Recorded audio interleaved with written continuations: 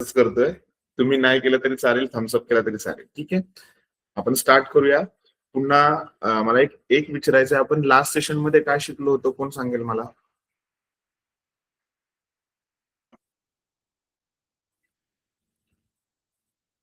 ऋतुपर्णा तू सांगू शकते का?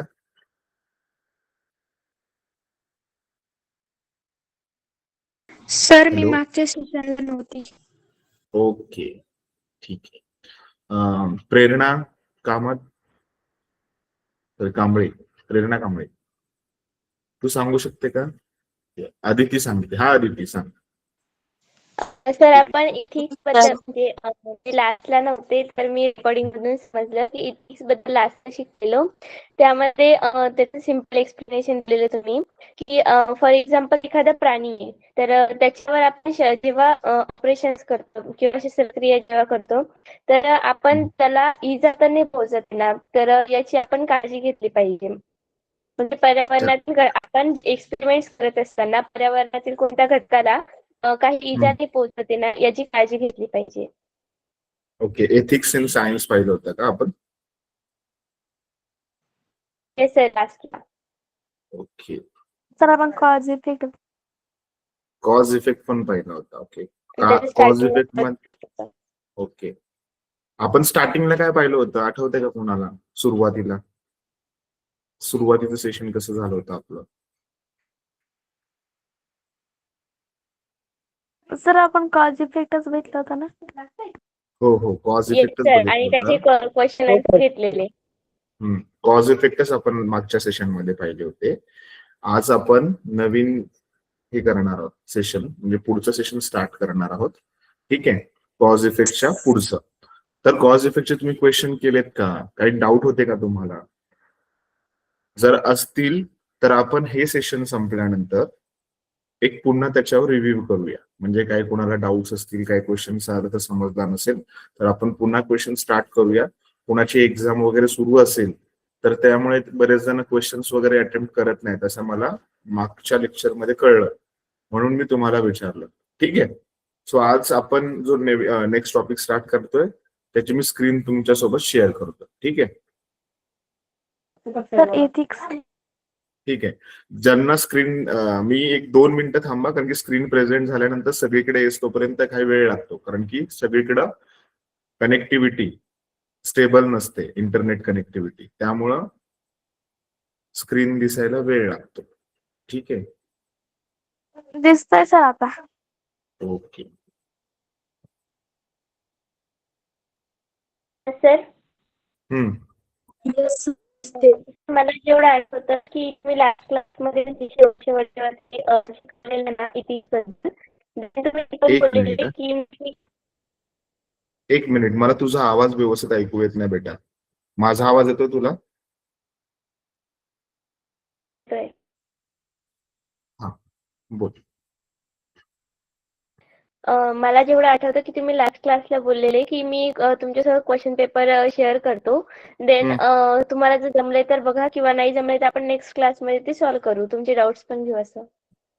हो, आता आपण काय करू, पहिला हा टॉपिक कम्प्लीट करू आणि मग जे मागचे क्वेश्चन्स राहिलेत ना ते पण कम्प्लीट करू. मग असं होईल की मग आपला हा पण टॉपिक थोडासा म्हणजे ह्याच्यावर फोकस नाही राहत, आपण फ्रेश माइंडने असतो आणि आपण नवीन टॉपिक स्टार्ट करणार तो व्यवस्थित लक्षात राहतो. मागच्या वेळेस जो काही टॉपिक झाला असेल आणि त्याचे काही डाऊट्स असतील तर आपण शेवटच्या सेशन मध्ये कम्प्लीट करू. म्हणजे आता मी तुमच्यासोबत 20 क्वेश्चन्स घेणार आहे, तर 20 क्वेश्चन मधले मी 10 क्वेश्चन सॉल्व्ह करेल, 10 तुमच्यासाठी ठेवेल. मग त्या 10 मध्ये काही डाऊट्स असतील तर तुम्ही जे पुढच्या वीक मध्ये आपण लेक्चर घेऊ त्याच्यामध्ये डिस्कशन करू. आणि जो आपलं मागचं लेक्चर झालं होतं त्याच्यामध्ये काही डाऊट असतील ते आपण पुन्हा पाहूया. म्हणजे आपला हा टॉपिक कम्प्लीट होईल आणि जे मागच्या टॉपिक मध्ये तुम्हाला काही डाऊट्स होते ते पण कम्प्लीट होतील. Okay sir. Okay sir. चालेल ना? चालेल ना असं? कारण की मग आपला हा टॉपिक राहून जाईल, मग नेक्स्ट टाइमला इथून सुरुवात करावं लागेल. ठीक आहे, ओके सर. ओके, चला आपण स्टार्ट करूया. सगळ्यांना माझी स्क्रीन दिसते ना? Yes sir. येस सर, दिसते. Yes sir. Okay, second slide वर एक मिनिट. .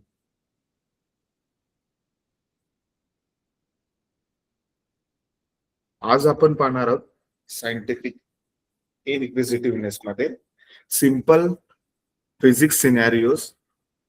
त्याच्यामध्ये आपण पाहणार आहोत मोशन, हीट अँड फोर्स.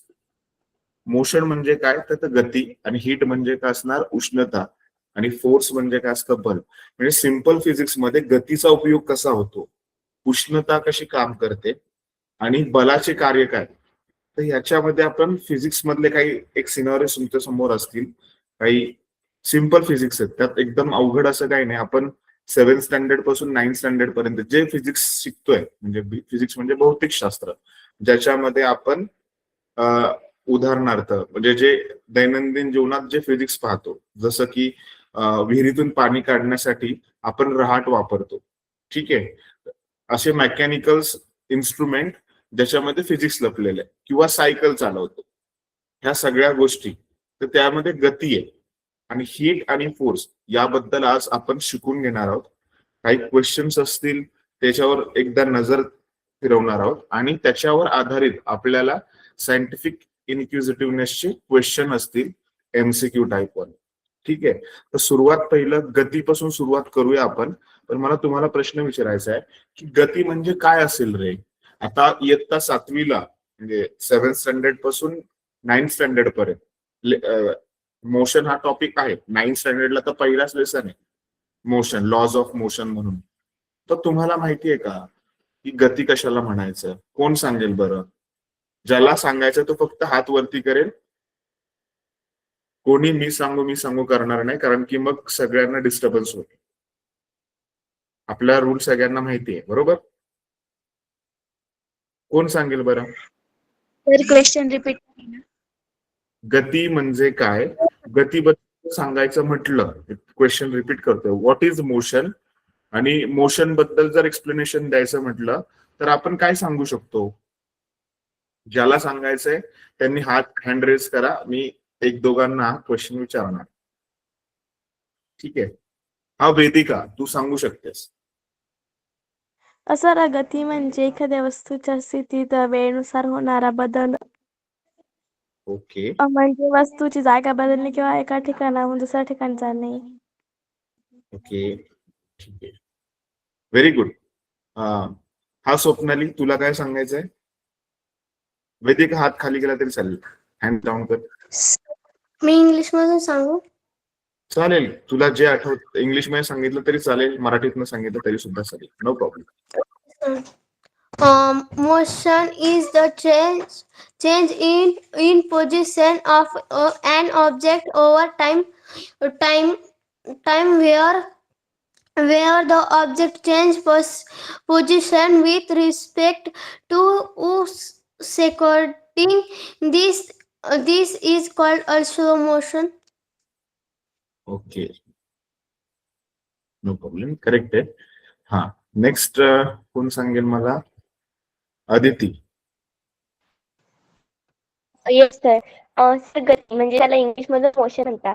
तर मोशन म्हणजे काय, जर एखादी वस्तू तिची जी स्पेसिफिक जागा आहे तिला त्या वस्तूला आपण फोर्स लावून तिला पुढे ढकलणे किंवा तिची डिस्प्लेसमेंट करणे, त्याला गती म्हणतात. म्हणजे त्या वस्तूची जेव्हा डिस्प्लेसमेंट होते त्या अवस्थेला गती म्हणतात. आणि याचं जर एक्झाम्पल घ्यायचं म्हणलं तर फॉर एक्झाम्पल एक कार आहे जी एका तासात म्हणजे 60 मिनिटांमध्ये 60 किलोमीटर पुढे जाते, चालते ती. तर याचा 60 मिनिटमध्ये चालते, तिची जी मोशन असेल, तिची गती असेल तर ते 6 मिनिट पर अवर असं असेल. आणि त्याच्यानंतर त्याचं जे सूत्र आहे तर आठवतं की speed is equal to distance upon time, म्हणजे डिस्टन्स डिवायडेड बाय टाइम असं होतं. Okay, very good. आता मी सगळ्यांपर्यंत जात नाहीये, पुन्हा रिवाइज करतोय. आपण पुन्हा नेक्स्ट क्वेश्चन बाकीच्यांना विचारू. पुढचा क्वेश्चन, हीट बद्दल कोणाला सांगता येईल का? हीट काय असतं आणि फोर्स काय असतं? मयूर, तू सांगू शकतो का हीट बद्दल किंवा उष्णतेबद्दल? नाही सर. बरं, ठीक आहे. नेक्स्ट कोण सांगेल मला? नेहा, तू सांगू शकते? Neha More. Sir just 2 seconds थांबा. ओके.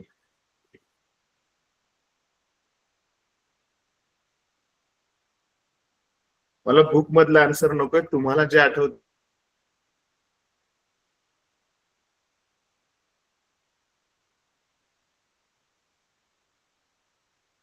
हॅलो जर सर. तुम्हाला जी गोष्ट समजली सांगू असेल ना, मी? तुम्ही पटकन उत्तर देऊ शकता. येस बेटा. Hello sir. हो हो सर, हीट म्हणजे ऊर्जेचे एक रूप आहे. विज्ञानाच्या हो, भाषेत सांग बेटा. सांगायचं म्हटलं तर उष्णता ही पदार्थाकडून दुसऱ्या पदार्थाकडे वाहणारी ऊर्जा व्हेरी असते. जेव्हा दोन वस्तूंच्या तापमानात फरक असतो तेव्हा उष्णता जास्त तापमान कडून कमी तापमानकडे वाहू लागते. जोपर्यंत दोन्ही वस्तूंचे तापमान सारखे होत नाही तोपर्यंत हा प्रवाह सुरू राहतो. सर, उष्णतेचे मुख्य वैशिष्ट्य म्हणायला ओके गेले तर ऊर्जेचे रूप. उष्णता ही एक प्रकारची ऊर्जा आहे. ती डोळ्यांनी दिसते नाही, पण आहे ना तिचा परिणाम आपल्याला जाणवतो. आणि प्रवाहाची दिशा. उष्णता नेहमी गरम पदार्थाकडून थंड पदार्थाकडे वाहते. सर, सूर्य हा पृथ्वीवरील उष्णतेचा सर्वात मोठा नैसर्गिक स्रोत आहे. त्याशिवाय घर्षण म्हणजे उदाहरणार्थ हात घासणे, रासायनिक प्रक्रिया उदाहरणार्थ लाकूड जाळणे किंवा विद्युत ऊर्जा उदाहरणार्थ गीझर याद्वारे उष्णता मिळते आपल्याला. व्हेरी गुड बेटा. नाईस. थँक्यू. थँक्यू. नेहानी खूप छान उत्तर दिलं. हा, पुढे पुढे जाऊया आपण आता. आता बल म्हणजे काय रे? What is force? कोण सांगेल? सर, मी काय sir? What is force? Force म्हणजे काय? बल म्हणजे काय? याचं उत्तर ना मला कृष्णा सांगेल. मी कृष्णाला विचारलाय प्रश्न. मी मगाशी पण आपण रूल बनवलाय की ज्याला कोणाला उत्तर द्यायचंय तो हँड रेज करेल. मी प्रत्येकाला विचारतो, नवीन नवीन व्यक्तींना विचारतो, ज्याला उत्तर द्यायचंय तो हँड रेज करेल. मी सांगू करणार तर सगळेजण मिक्सअप करणार सांगू, आणि मग मला कोणालाच काय बोलता येणार नाही. हा, कृष्णा सांगू शकतो तू उत्तर? सर सांगू? हो हो. सर, बल म्हणजे आपण एखादी वस्तू आहे, जर आपण म्हणजे वस्तू म्हणजे आपण पेन घेतला समजा एखाद्या टेबलवर ठेवला, जर त्याला आपण बल लावलं तर तो पुढे जाईल, किंवा मग जर हलकी वस्तू असेल ती हवेने सुद्धा पुढे जाऊ शकते. तिला बल लागतो ना, मग ती तेव्हाच पुढे जाईल. जर बलच नाही लागला तर मग ती जागेवरून हलणारच नाही. ओके, ठीक आहे. मग दैनंदिन जीवनात तू कुठे बलचा वापर करतो? तुला आठवतं का की आपण रेग्युलर म्हणजे डेली लाईफ मध्ये आपण बलचा यूज कायसाठी करतो? फोर्सचा यूज कायसाठी करतो? सर, आपण भरपूर ठिकाणी करू शकतो. आता आपण स्कूलचंच उदाहरण घ्या. आता मला स्कूलला जायचंय तर मला बॅग सुद्धा लागणार आहे. अजून जर आपण फार्म मध्ये पण काही शेती काम राहतात ते करण्यासाठी पण बल लावा लागत. Very good, very good. Thank you sir, Krishna. मी एक उदाहरण देऊ का? सर, मी एक उदाहरण देऊ? हो, बरं सांग बेटा. सर, जर समजा जमिनीवर पडलेला चेंडू असतो ना, आपल्याला जेव्हा फुटबॉल खेळतात फुटबॉलर, त्याला जेव्हा फुटबॉलला लात मारताना सर पाय, तेव्हा सुद्धा बलच लागतो सर. बल नाही दिला म्हणजे आपण त्याला मारलं, बल म्हणजे धक्का नाही दिला तर तो पुढे जात नाही असं. Very good. ठीक आहे, आता नेहानी पण उत्तर दिलंय. सगळ्यांनी बरीचशी उत्तरं दिली, खूप छान. म्हणजे सगळ्यांना याबद्दल तर पूर्वकल्पना आहे की what is motion, what is heat आणि व्हॉट इज फोर्स. आणि फोर्स जर कधी पण आपण म्हटलं, सगळ्यांनी हँड्स डाऊन केले तरी चालतील. व्हॉट इज फोर्स जर तुम्हाला विचारलं ना, तर फोर्स जर आपल्या समोर आलं तर आपल्याला पहिल्या दोन गोष्टी आठवतात, पुश अँड पुल. म्हणजे कधी पण आपण फोर्स हा शब्द वापरला तर पुश अँड पुल म्हणजे ढकलणे आणि ओढणे. बोलतो ना, पुश करणं म्हणजे ढकलतो आणि पुल म्हणजे स्वतःकडे खेचतो. मग या ठिकाणी आपल्याला बल दिसतं. म्हणजे दरवाजा बंद करताना किंवा उघडताना आपल्याला पुश आणि पुल या दोन्ही गोष्टींचा युज करावा लागतो. हा स्वरा, तुला काय विचारायचंय का? नाही सर. सर, मी आन्सर सांगत होते. अच्छा अच्छा. आता आपण पुढे जाऊया. मी बरेचसे क्वेश्चन पुढे पण विचारेल, तेव्हा आपण प्रत्येकापर्यंत जाऊया. ठीक आहे, हो. आपण टॉपिक स्टार्ट करूया. ओके, चल. तुम्हाला स्क्रीन दिसते? Yes, sir. Second. Yes, sir. Sir, okay okay. तो पहिला जो पार्ट आहे ना आपला मोशनचा, त्याच्यामध्ये तुम्ही पाहू शकता जो आपला फर्स्ट पार्ट आहे की मोशन म्हणजे गती. म्हणजे गती नक्की कशाला बोलायचं, त्याची एक डेफिनेशन तुमच्या समोर मी इंग्लिश आणि मराठी दोन्हीमध्ये मेन्शन केली आहे. Motion means change in position of an object with respect to time and surrounding. म्हणजे काय, तर गती म्हणजे काय, तर चेंज इन पोझिशन. पोझिशनचा अर्थ होतो की स्थान. एखादी वस्तू तिचं स्थान वेळेनुसार सातत्याने बदलत राहते. उदाहरणार्थ एक एक्झाम्पल सांगतो. हवेत उडणारा पक्षी जर तुम्ही खिडकीतनं पाहिला तो एका झाडावर बसलेला होता. पहिला तो पक्षी एका झाडावर बसलेला होता आणि नंतर त्यांनी काय केलं, उडाला तो आणि एका दुसऱ्या झाडावर गेला. म्हणजे तुम्ही सुरुवातीला पाहिलं तर एक झाडावर तो बसला होता, आता दुसऱ्या वेळेस पाहताय तर त्यांनी जागा काय केलेली आहे, बदललेली आहे. मग त्यांनी काय केली, पोझिशन चेंज केली. म्हणजे त्या ठिकाणी तो जो ऑब्जेक्ट आहे, त्या ऑब्जेक्ट म्हणजे आता आपण पक्षाचं उदाहरण दिलं, किंवा एखादी अशी गोष्ट की सातत्याने वेळेनुसार आपली जागा बदलते, म्हणजे पोझिशन बदलते, त्याच्या स्थानामध्ये बदल होतोय, अशा ऑब्जेक्टला आपण मोशन इन ऑब्जेक्ट बोलतो. ठीक आहे. If an object changes its place we say it is in a motion. म्हणजे कोणताही जर वस्तू आपलं स्थान जे आहे ते सातत्याने बदलते वेळेनुसार जर बदलत असेल, ती वस्तू आपली जागा बदलत असेल, तर त्या वस्तूला आपण गतिमान अवस्थेत असलेली वस्तू असं बोलतो. The object in a motion असं आपण बोलतो. तर ह्याचे की कॉन्सेप्ट काय आहेत, की जेव्हा आपण गती पाहतो तर पहिली जी गती पाहतो रेस्ट अँड मोशन. म्हणजे कोणती गती, म्हणजे कोणताही ऑब्जेक्ट जर रेस्ट म्हणजे काय, स्थिर आहे, आणि मोशन म्हणजे गतिमान अवस्थेत आहे. रेस्ट मोशन म्हणजे आता समजा की तुम्ही तुमच्या बेंचवर किंवा तुम्ही ज्या ठिकाणी बसलाय तिथून तुम्ही हलत नाही. आता घड्याळात वाजले 6.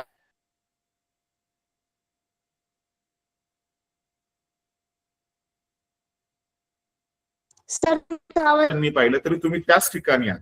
म्हणजे वेळ जरी बदलली तरी तुम्ही तुमची पोझिशन बदललेली नाहीये. हॅलो सर आवाज ब्रेक होतोय. हॅलो, सर तुमचा आवाज ब्रेक होतो. अजूनही होतोय का ब्रेक? क्लिअर येतोय आता. ओके ओके, नेटवर्क इश्यूमुळे होत असेल. आपण पुढे कंटिन्यू करू. ठीक आहे. जर आवाज ब्रेक होत असेल ना तर आपली जी रेकॉर्डिंग आहे ना पुन्हा ग्रुपवर शेअर केली जाते, तुम्ही पुन्हा ऐकत जा. कारण की आता आपण जर त्यासाठी डिस्टर्बन्स क्रिएट केला तर आपण मागे राहूया. ठीक, राहू शकतो. त्यामुळे नेक्स्ट आहे rest and motion in object in a motion. या कंडिशनचं मी एक्झाम्पल सांगत होतो की एखादा ऑब्जेक्ट तर रेस्ट मध्ये आहे किंवा मोशन मध्ये आहे, हे आयडेंटिफाय कसं करतो, तर त्यांनी जर प्लेस चेंज केली ऍट पर्टिक्युलर टाइम नुसार तर त्याला आपण रेस्ट मोशन मध्ये किंवा मोशन इन ऑब्जेक्ट असं बोलू शकतो. फॉर एक्झाम्पल मी माझं उदाहरण दिलं की मी ज्या ठिकाणी बसलोय 7:20 झाले तरी मी त्याच पोझिशनला आहे, आणि 7:25 झाले तरी मी त्याच पोझिशनला आहे. म्हणजे ती पोझिशन मी चेंज करत नाही, पण टाइम काय होतोय, सातत्याने बदलतोय, पण मी माझं स्थान बदलत नाही. मग अशा कंडिशनला आपण रेस्ट मोशन बोलतो. And motion in object in motion कसं आयडेंटिफाय करायचं, तर पर्टिक्युलर टाइम नुसार त्या ऑब्जेक्टने प्लेस चेंज केला असेल तर त्याला आपण ऑब्जेक्ट इन मोशन असं बोलू शकतो. Then next is a distance and displacement. Distance means अंतर आणि डिस्प्लेसमेंट मीन्स विस्थापन. आता हे कसं ओळखायचं, तर याचं पण मी एक्झाम्पल पुढे दाखवतो तुम्हाला, आणि जेणेकरून तुम्हाला डिस्टन्स म्हणजे काय आणि डिस्प्लेसमेंट काय, ह्या दोघांचं युनिट एकच आहे. प्रश्न विचारला जातो unit of distance and displacement. दोघांचं युनिट मीटरच आहे, किलोमीटर आहे, सेंटीमीटर मध्ये येऊ शकतं, पण दोघांचा सिनारिओ वेगवेगळा आहे. नेक्स्ट आहे स्पीड अँड वेलॉसिटी. स्पीडला मराठीमध्ये बोलतो आपण चाल, आणि वेलॉसिटीला बोलतो वेग. मग स्पीड आणि वेलॉसिटी तर सारखेच वाटतात, पण दोघांमध्ये फरक काय की एकाला डायरेक्शनची गरज आहे, एकाला डायरेक्शनची गरज नसते. ज्याला डायरेक्शन असते त्याला वेक्टर बोलतो, आणि ज्याला डायरेक्शन नसते त्याला आपण स्केलर बोलतो. सदिश आणि अदिश हा शब्द तुम्ही ऐकला असेल. तर स्पीड जो मोजला जातो तो वेक्टर क्वांटिटी मध्ये नसतो, तो स्केलर मध्ये असतो. आणि वेलॉसिटी जी मेजर केली जाते ती वेक्टर क्वांटिटी मध्ये मेजर केली जाते. याचं सूत्र आपण पाहणार आहोत, जेणेकरून तुम्हाला हा कॉन्सेप्ट अजून व्यवस्थित समजेल. आणि नेक्स्ट जो आपण या टॉपिक मध्ये पाहणार आहोत, युनिफॉर्म मोशन आणि नॉन युनिफॉर्म मोशन, एक समान गती आणि असमान गती. आपले हे मागच्या वेळेस पण झालंय, मला वाटतं की या टॉपिक्सवर आपण थोडीशी चर्चा केली होती. ठीक आहे, नसल केली तर आत्ताच्या टॉपिक मध्ये आपण पाहू की जर कोणताही ऑब्जेक्ट मोशन मध्ये, रेस्ट मोशन मध्ये किंवा मुव्हिंग मोशन मध्ये, तर त्याचं एक एक्झाम्पल आहे डेली लाईफ एक्झाम्पल, मुव्हिंग बस म्हणजे धावणारी बस, हे एक्झाम्पल आहे मोशन मधलं. रनिंग स्टुडंट, जे स्टुडंट धावत आहेत ते पण एक मोशन मधलं एक्झाम्पल आहे. एखादा फॅन रोटेटिंग होतोय, म्हणजे स्विच ऑफ केलेला फोन आपण स्विच ऑन केला तर तो गोल गोल फिरायला लागेल. ह्या सगळे मोशनचे एक्झाम्पल्स आहेत. सो आपल्या ह्याच्यातले की कॉन्सेप्ट काय आहेत की या 4 टाइप्सवर आपल्याला बरेचसे क्वेश्चन विचारले जातात. रेस्ट मोशन काय, motion object in a motion म्हणजे मुव्हिंग मोशन काय असेल, नेक्स्ट असेल डिस्टन्स डिस्प्लेसमेंटवर क्वेश्चन असतील, स्पीड अँड वेलॉसिटीवर क्वेश्चन असतील. सो नेक्स्ट आपण ह्याच्यामध्ये डिटेल स्टडी करूया. सेकंड स्लाइड मी प्रेझेंट करतोय, सगळ्यांना दिसत असेल. आपण स्टार्ट करूया. So distance versus displacement. आता डिस्टन्स तुम्हाला माहिती आहे, म्हणजे कोणतंही अंतर आपण कापतो त्याला डिस्टन्स बोलतात. आणि डिस्प्लेसमेंट म्हणजे काय की जे अंतर आपण कापले ते किती शॉर्ट मध्ये कापले, म्हणजे किती कमी वेळात कापले, कोणत्या पद्धतीने कापले, त्याला आपण डिस्प्लेसमेंट बोलतो. याचं एक्झाम्पल मी पहिलं तुम्हाला सांगतो आणि त्याच्यानंतर आपण पुढे जाऊया की डिस्टन्स आणि डिस्प्लेसमेंट कसं ओळखायचं. तर डिस्टन्स म्हणजे काय ते सांगतो की समजा माझ्याकडं एक जागा आहे, म्हणजे माझी शाळा आणि माझं घर. ठीक आहे, हे एक्झाम्पल मी तुमच्या समोर ठेवतोय की शाळा माझी ए पोझिशनला आहे आणि बी पोझिशनला माझं घर आहे. मी ए पोझिशन पासून निघालो आणि बी पोझिशन पर्यंत पोहोचलो.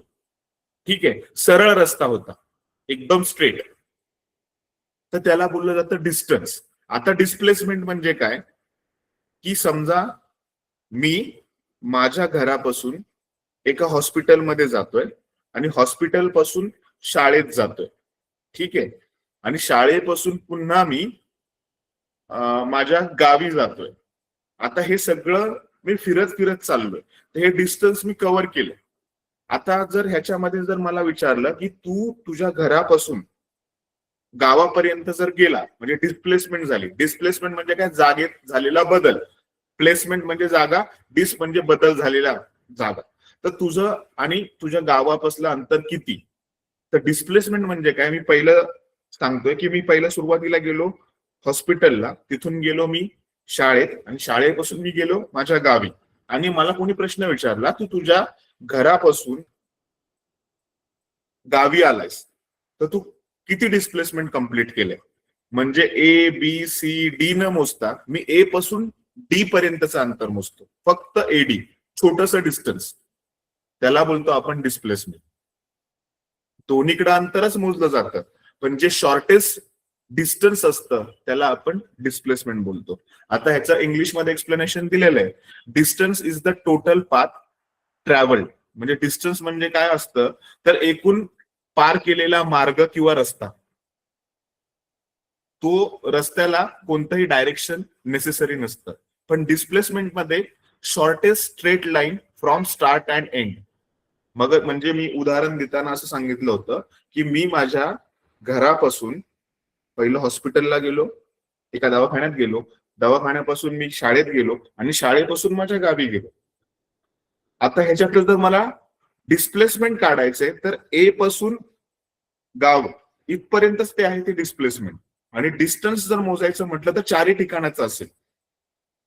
म्हणून डिस्प्लेसमेंट ही वेक्टर क्वांटिटी आहे, तर डिस्टन्स ही स्केलर क्वांटिटी आहे, त्याला दिशेची गरज नसते. अंतर हे अदिश आहे आणि विस्थापन हे सदिश आहे. समजलंय का सर्वांना डिस्टन्स म्हणजे काय आणि डिस्प्लेसमेंट म्हणजे काय. Yes sir. हा, व्हेरी गुड. ठीक आहे, आता मी पुढचा प्रश्न विचारतोय. डिस्टन्स आणि डिस्प्लेसमेंट मध्ये बघा, आता हा एक असा प्रश्न पण विचारला जातो बऱ्याचदा. पंकज नावाचा एक व्यक्ती आहे, ठीक आहे, मी मराठीत एक्झाम्पल देतोय. पंकज नावाचा एक व्यक्ती आहे, तो ए स्थानावरनं निघाला आणि बी स्थानावर त्यांनी बी स्थानापर्यंत गेला. ए पासून बी पर्यंतचे अंतर आहे 5 मीटर. बघा, तो ए स्थानावरनं निघाला आणि बी स्थानावर पोहोचला. अंतर किती कापले त्यांनी? 5 मीटर. पुन्हा तो बी स्थानावरनं पुन्हा ए स्थानावर येतो. ए स्थानावरनं कुठे गेला? पहिला बी स्थानावर, आणि बी पासून पुन्हा आला ए स्थानावर. तरी अशा condition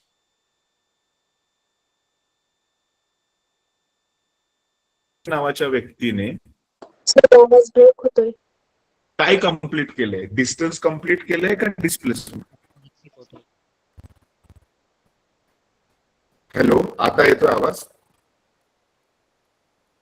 no sir. Hello, no sir. अजूनही येत नाही?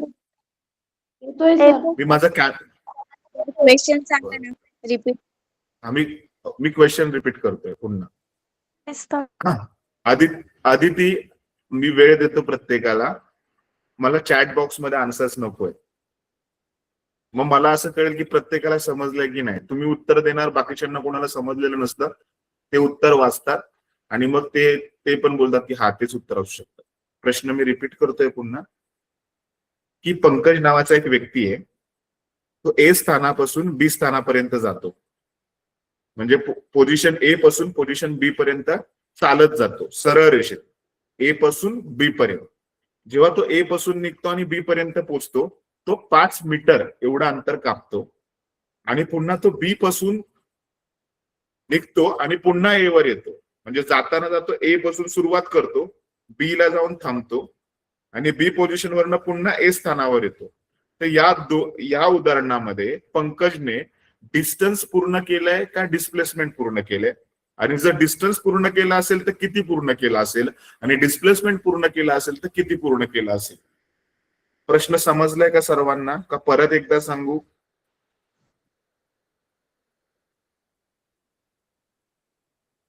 रिपीट करा सर. एक पंकज नावाचा व्यक्ती आहे. तो ए स्थानावरनं बी स्थानावर सरळ रेषेत जातो. ए पासून बी पर्यंतचं अंतर आहे 5 मीटर. पुन्हा तो बी वरनं पुन्हा ए वर येतो. सुरुवात कुठून करतो? ए पासून. पोचतो कुठे? बी पर्यंत. अंतर किती कापतो? 5 मीटर. पुन्हा तो बी वरनं ए स्थानावरच येतो. मग या ठिकाणी पंकजने डिस्टन्स पूर्ण केलंय का डिस्प्लेसमेंट? असा माझा प्रश्न आहे. आणि डिस्टन्स पूर्ण केला असेल म्हणजे अंतर पूर्ण केलं असेल किंवा विस्थापन पूर्ण केलं असेल तर किती? असा माझा हा प्रश्न आहे. ज्यांना कोणाला उत्तर द्यायचंय ते फक्त हँड रेस करतील. आणि मी त्याला रिझन विचारलं तर मला आन्सरही माहिती त्यांनी दिलं पाहिजे.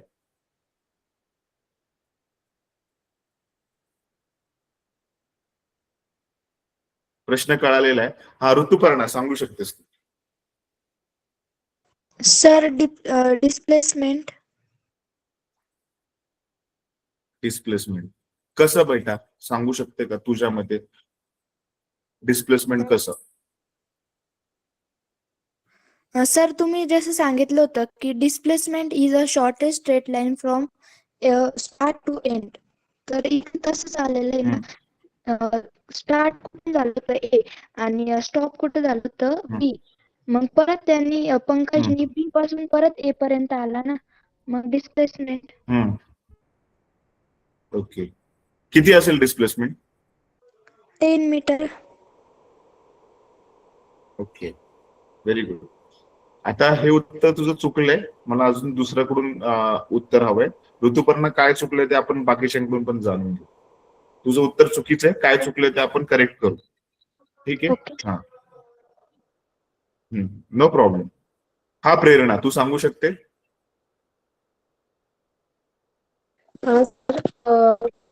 डिस्टन्स आणि 10 मीटर अंतर आहे.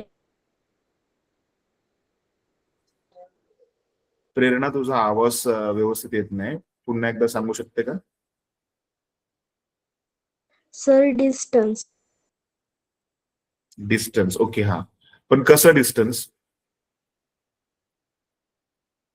डिस्टन्सच उत्तर का आहे? कारण सर त्याने तो अंतर म्हणजे एकूण पार केलेला मार्ग. तसं तरी ए पासून बी पर्यंत पूर्ण मार्ग पार केलेला आहे, म्हणून माझं उत्तर डिस्टन्स. ओके. बी पासून पुन्हा ए वर पण आलाय ना तो?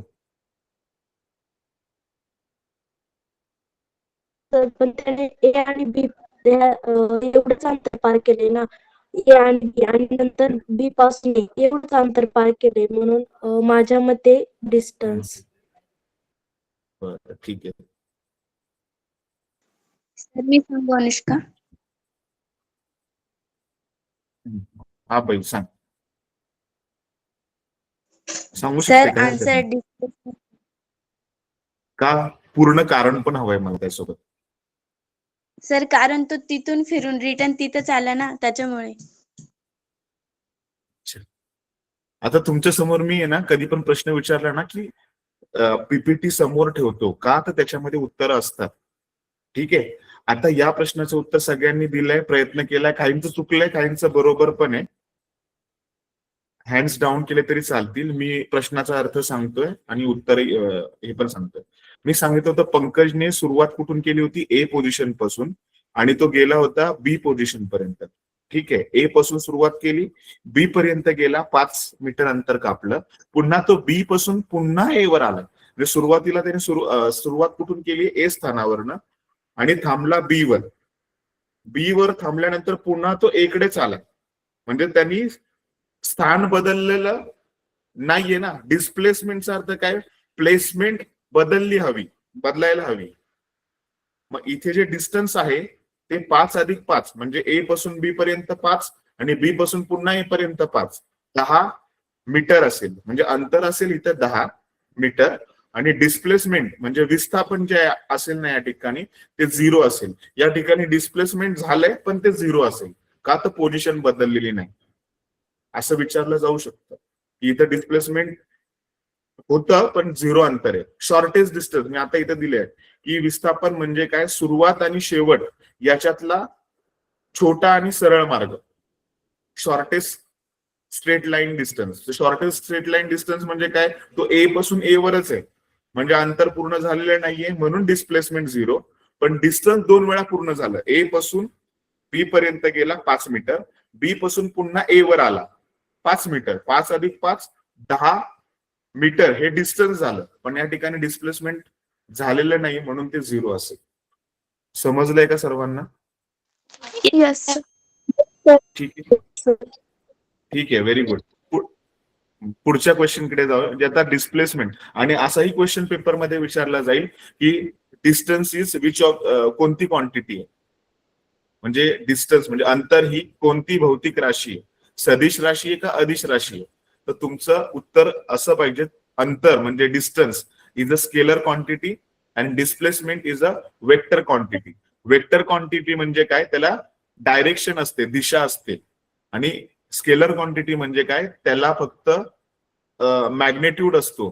म्हणजे आपण त्याला किलोग्राम, मीटर म्हणजे मोजू शकतो, पण डायरेक्शनने दाखवू शकत नाही. ठीक आहे. म्हणजे अंतर हे मीटर, किलोमीटर आणि सेंटीमीटर मध्ये मोजलं जातं, म्हणून ते स्केलर आहे. आणि डिस्प्लेसमेंट याला डायरेक्शन इम्पॉर्टंट आहे की कोणत्या डायरेक्शनला जायचंय, कुठे जायचंय. म्हणजे मला सांगताना, मी आता तुम्हाला उदाहरण सांगताना डायरेक्शन सांगत होतो, डिस्टन्स कंप्लीट केली म्हणजे मी माझ्या घरापासून हॉस्पिटलला गेलो, म्हणजे तिथं हॉस्पिटल कोणत्या डायरेक्शनला आहे ते महत्वाचं आहे. मग मी शाळेत गेलो, कोणत्या डायरेक्शनला गेलो ते महत्वाचं आहे. मग तिथून मी माझ्या गावी गेलो, ते डायरेक्शन.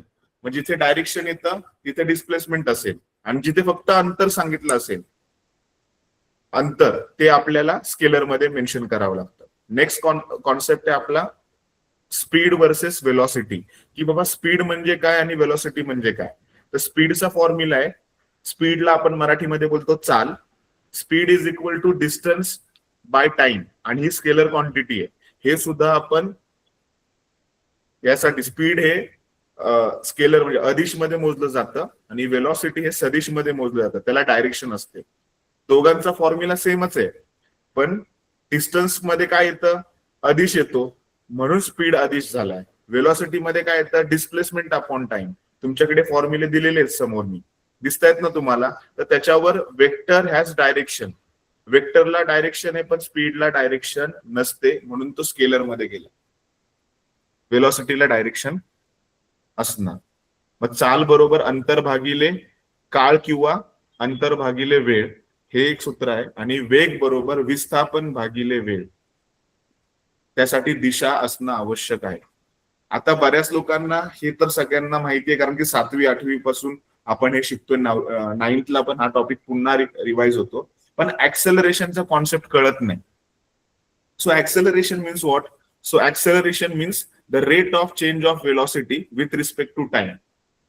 म्हणजे कोणताही व्यक्ती वेळेनुसार आपल्या वेगामध्ये, म्हणजे आता समजा मी गाडी चालवतो, गाडी चालवताना माझा वेग कधी वाढतोय कधी कमी होतोय.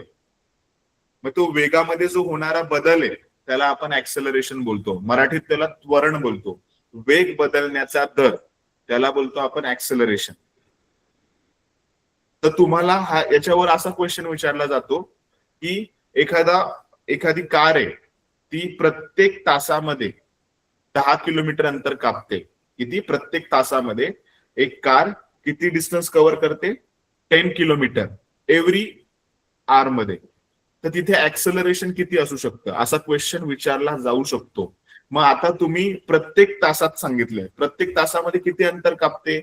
10 किलोमीटर. म्हणजे अंतर आणि वेळ प्रत्येक तासाचा जर समान राहिला असेल, म्हणजे पहिल्या तासात 10 किलोमीटर, दुसऱ्या तासामध्ये 20 किलोमीटर, तिसऱ्या तासामध्ये 30 किलोमीटर, म्हणजे प्रत्येक तासामध्ये त्यांनी 10 किलोमीटर कव्हर केलंय. याचा अर्थ तिथं स्पीड बदललाय का? नाही बदलला. वेलॉसिटी बदलली आहे का? नाही बदलली. मग या ठिकाणी ऍक्सेलरेशन किती असेल? 0 असेल. ऍक्सेलरेशन काय असेल? 0. कारण की बदललंच नाही ना, स्पीड मध्ये काय बदलच झाला नाही.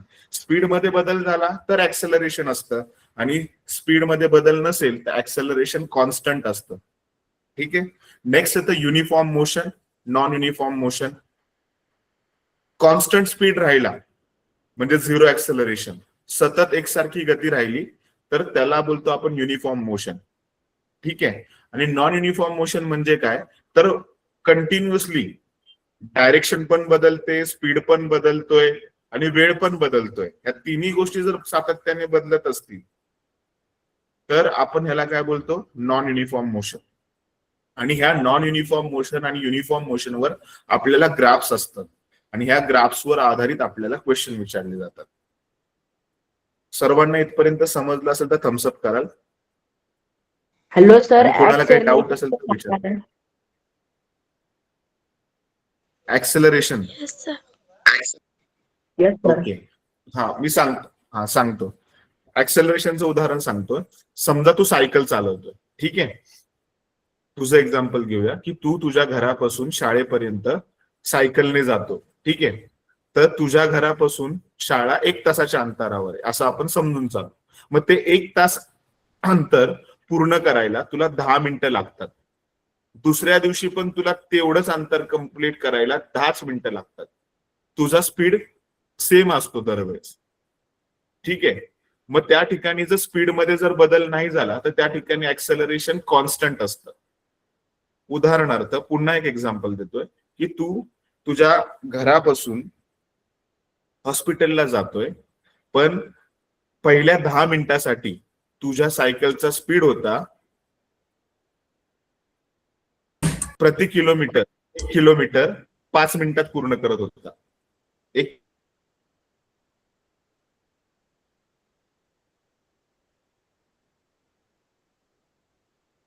काय झालं की तुझा स्पीड हा बदलत नाहीये 5 मिनिटात. हॅलो, समजलं ना? सर की ज्या आता ठिकाणी तुमचा आवाज. आता येत आहे का आवाज? हो sir, repeat. Hello. Yes, sir. Yes sir. Yes, sir. हा बेटा, कोणाला काय डाऊट आहे? एकाने बोलाय आता. सर परत रिपीट करा ना, बाकीच्यांनी mute आवाज करा. नाही आला. बरं, ठीक आहे. ऍक्सेलरेशन म्हणजे काय की स्पीड मध्ये होणारा बदल. जर एखादी कार 10 किलोमीटर अंतर पूर्ण करते, पण पहिलं जे अंतर 1 किलोमीटर ते त्यांनी 1 तासामध्ये पूर्ण केलं. दुसरं जे अंतर आहे, दुसरे 2 किलोमीटर अंतर आहे त्यांनी 3 तासात पूर्ण केलं. 4 किलोमीटर अंतर हे 6 तासात पूर्ण केलं. म्हणजे प्रत्येक वेळेस 1-1 किलोमीटर अंतर पूर्ण करायसाठी कमी जास्त वेळ लागत असेल तर त्याला बोलतो आपण ऍक्सेलरेशन. म्हणजे वेग बदलण्याचा दर, त्याला बोलतो आपण ऍक्सेलरेशन. फॉर एक्झाम्पल नेहमीच्या पद्धतीने सांगतो की सर तुम्हाला गाडीने कुठल्या तरी ठिकाणी जायचं होतं, रस्त्यामध्ये खूप ट्रॅफिक आहे, ठीक आहे. तर ट्रॅफिक असल्यावर तुमची गाडी काय होईल, प्रत्येक ठिकाणी थांबत थांबत जाणार आणि जिथे ट्रॅफिक नसेल तिथे तुमची गाडी पटकन जाणार. तुम्ही काय करणार, स्पीड वाढवणार गाडीचा स्पीड का वाढवणार, कारण की रस्त्यावर ट्रॅफिक नाहीये. मग तुमचा स्पीड वाढला म्हणजे ऍक्सेलरेशन आलं, स्पीड कमी झाला तरी ऍक्सेलरेशन आलं, आणि स्पीड जर स्टेबल राहिला, कॉन्स्टंट राहिला तर ऍक्सेलरेशन नसणार. समजलंय का? Yes sir. ठीक आहे. Yes sir. आता आपण याच्यावर पुढचे क्वेश्चन्स पाहूयात की ग्राफ्सवर आधारित आपल्याला डिस्टन्स टाइम आणि वेलोसिटी टाइम ग्राफ्सवर आपल्याला मोशन समजवली जाते, क्वेश्चन विचारले जातात. तर नेक्स्ट स्लाइड मी प्रेझेंट करतो तुमच्या समोर.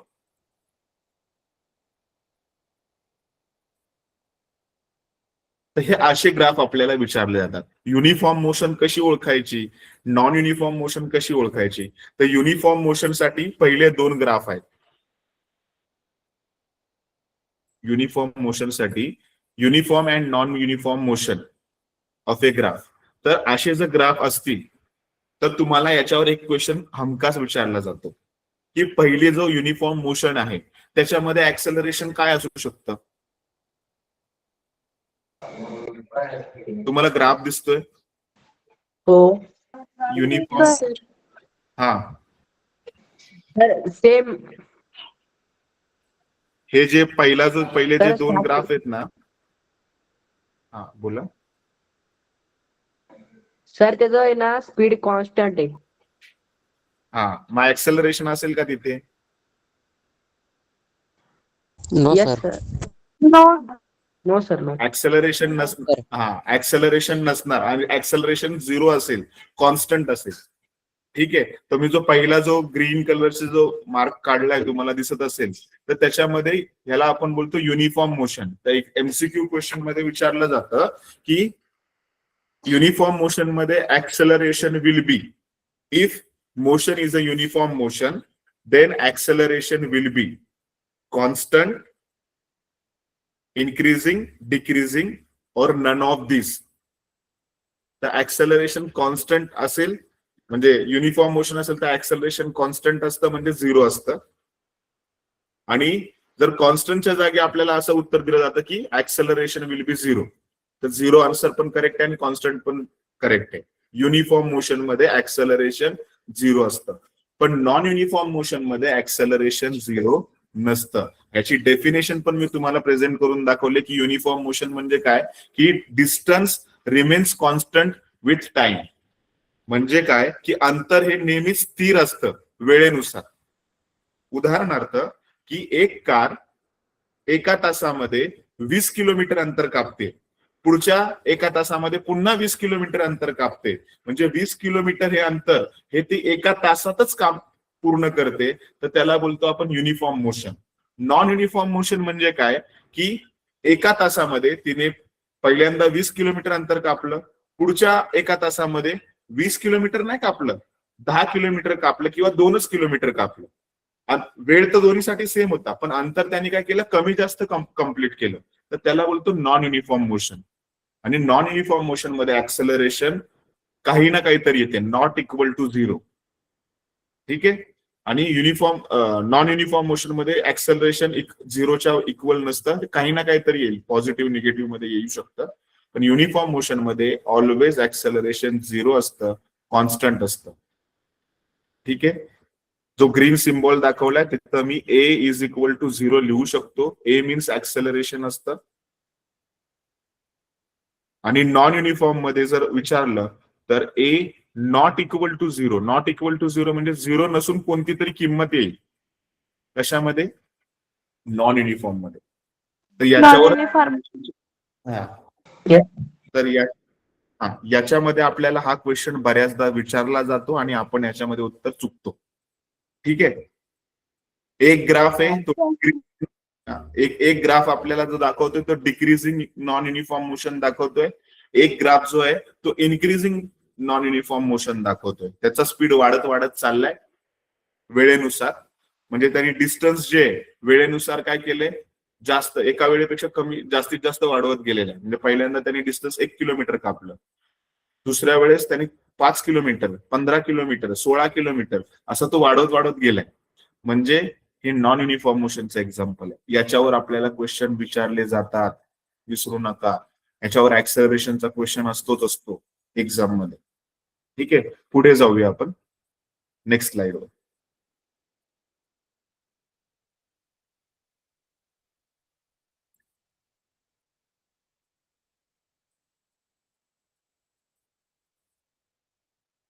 आता मोशनचे टाइप्स पण आहेत आपल्याकडे ना. मोशनचे टाइप्स आहेत. मी स्क्रीनवरचा जो कॉन्टेंट आहे तो इरेज करतो. मोशनचे टाइप्स आहेत translational motion, rotational motion, oscillatory motion आणि पिरियोडिक मोशन. ट्रान्सलेशनल मोशन म्हणजे मोशनचं म्हणजे वेगाचं एकातनं दुसऱ्या वेगात रूपांतर होणं. म्हणजे रेस्ट असलेला बॉल, रेस्ट मध्ये असलेला फुटबॉल जमिनीवर एका ठिकाणी स्टेबल आहे, कोणीतरी येऊन त्याला लात मारली, किक केलं, तो रेस्ट मोशन मधनं कशामध्ये गेला, मुव्हिंग मध्ये गेला, हवेमध्ये. हा, तर ते एक्झाम्पल आहे ते ट्रान्सलेशनल मोशन आहे. रेस्ट मोशनचं एक्झाम्पल गतीमध्ये झालं, गतीमध्ये रूपांतरण झालं त्याचं. स्थिर मोशन मधनं तो गतीमध्ये रूपांतरित झाला. थांबलेली कार रेस्ट मोशन, ती कार काय लागली, रनिंग करायला लागली म्हणजे ट्रॅव्हल करायला लागली, तर ते पण ट्रान्सलेशन मोशनचं एक्झाम्पल आहे. झाडाला लागलेलं फळ रेस्ट मोशन मध्ये होतं, पण ते ग्रॅव्हिटीमुळे खाली पडलं, जेव्हा पडतंय ते हवेमधनं, तर ते ट्रान्सलेशन मोशनचं एक्झाम्पल आहे. प्लॅटफॉर्मवर लागलेली रेल्वे गाडी सुरुवातीला रेस्ट मोशन मध्ये, सिग्नल ग्रीन झाल्यानंतर ती गाडी धावायला लागते, पुन्हा ट्रान्सलेशन मोशन, गतिमान अवस्थेमध्ये गेली ती.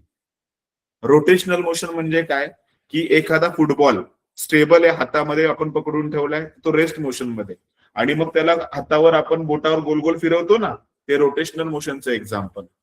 आपण जो खेळण्यामध्ये भोवरा वापरतो, बरोबर, तो भोवऱ्याला आपण रस्सी बांधून त्याला खाली फेकतो आणि रस्सी सुटली की तो गोल गोल फिरू लागतो, रोटेशनल मोशनचं एक्झाम्पल. नंतर जे तिसरा एक माणूस दाखवलाय तो गोल एक पायावरती करून फिरतोय, तो बॅलेट डान्सर आहे. तो पण काय करतोय, एका पायावर गोल गोल रोटेशन कम्प्लीट करतोय. किंवा आकाश पाळणा, तो पण व्हर्टिकल सर्क्युलर मोशन मध्ये काय करतोय, फिरतोय कंटिन्युअसली. हे एक्झाम्पल आहेत मोशनचे, टाइप्स ऑफ मोशनचे. नेक्स्ट आहे ऑसिलेटरी मोशन. एखादी स्प्रिंग जर तिला आपण वजन लावलं आणि सोडलं तर त्याचे ऑसिलेशन होतात, खालीवर खालीवर किंवा आडवे.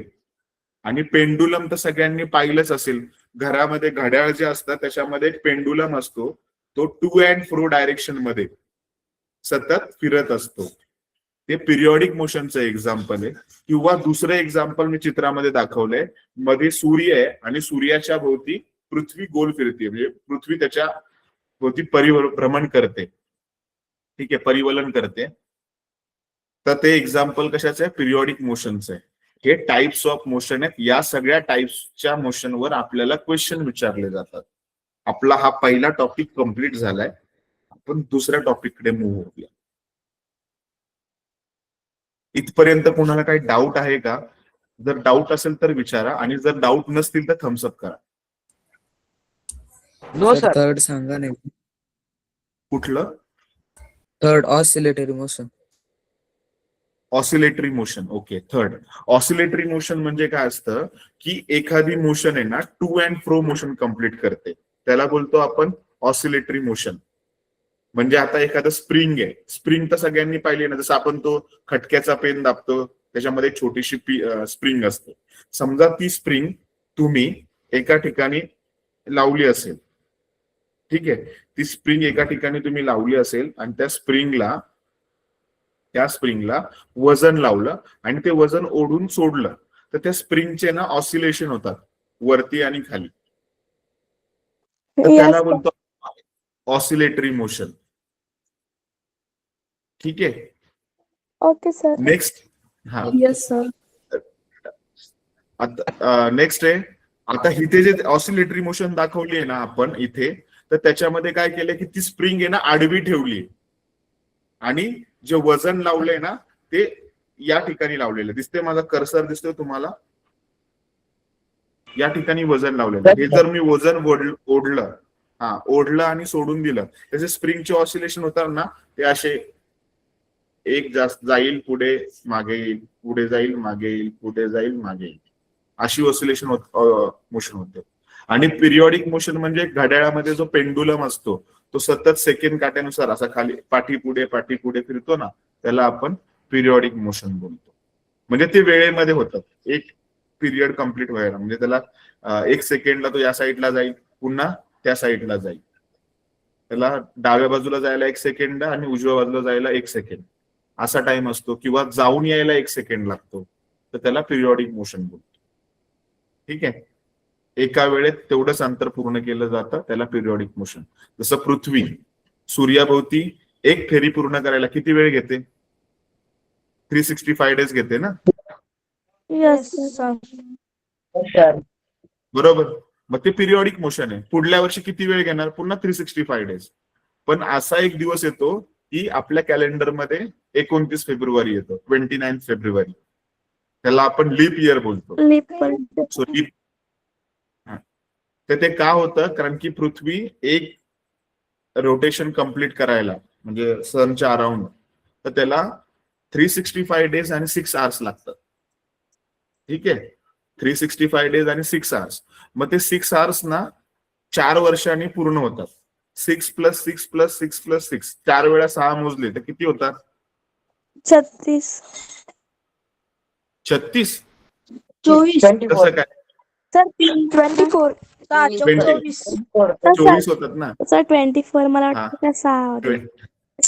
नाही 6 ला आपण मग वेट ओके. तर याचं करेक्ट आन्सर आहे ते 6 आवर आपण 4 वर्षांचे एकदाच मोजतो. ठीक आहे. मग 4 वर्षांचे एकदा मोजले तर किती होतात? 24 आवर्स. म्हणून 4 वर्षांनी लीप इयर येतं. मग आपल्याकडे 29 फेब्रुवारी असतो. तुमचा कोणाचा बर्थडे नाही ना 29 फेब्रुवारीला? नाही तर मग 4 वर्षानंतर तुम्ही 1 वर्षांचे व्हाल. No sir. ठीक आहे, चल पुढे जाऊया आपण. नेक्स्ट क्वेश्चन पाहू. नेक्स्ट स्लाइड पाहूया. नेक्स्ट आहे हीट. हीट काय प्रेझेंट करते? तर हीट प्रेझेंट करते कन्व्हेक्शन, कंडक्शन अँड रेडिएशन. तुम्हाला इथं पिक्चर दाखवलेले आहेत की एक सॉलिड ठेवलाय, सॉलिडला जर हीट दिली तर कंडेन्शन होतं, ते मेल्ट होतो आणि लिक्विड मध्ये कन्वर्ट होतो. लिक्विडला जर हीट दिली तर तो पुन्हा मेल्ट होतो. मेल्ट होऊन इतका मेल्ट होतो की तो गॅस मध्ये कन्वर्ट होतो. आणि परत उलटा ग्राफ पण दाखवलाय की जर गॅसला आपण थंड केलं, कंडेन्सेशन केलं, ठीक आहे, थंड केलं तर तो पुन्हा लिक्विड मध्ये मिळतो, आणि लिक्विडला अजून कंडेन्स केलं आपण तर तो पुन्हा सॉलिड मध्ये मिळतो. मग ह्याला बोलतो आपण टेम्परेचर. हीट ही टेम्परेचरशी रिलेटेड आहे. Effect of temperature to change the state of matter. Heat काय प्रोड्यूस करते? टेम्परेचर ची लेवल चेंज करते. सो याच्याशी रिलेटेड आपण कॉन्सेप्ट पाहूया, हीटच्या रिलेटेड. ठीक आहे.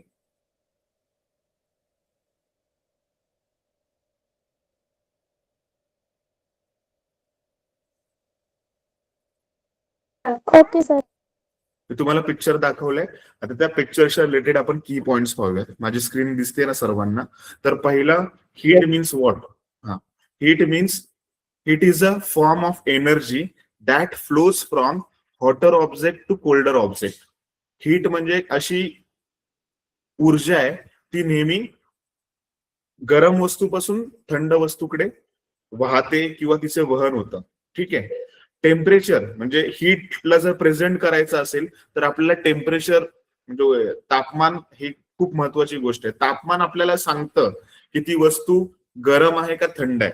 म्हणजे हीट आणि टेम्परेचर एकमेकांशी रिलेटेड आहे, कोरिलेटेड असतात. सो हीट वर्सेस टेम्परेचर काय आहे?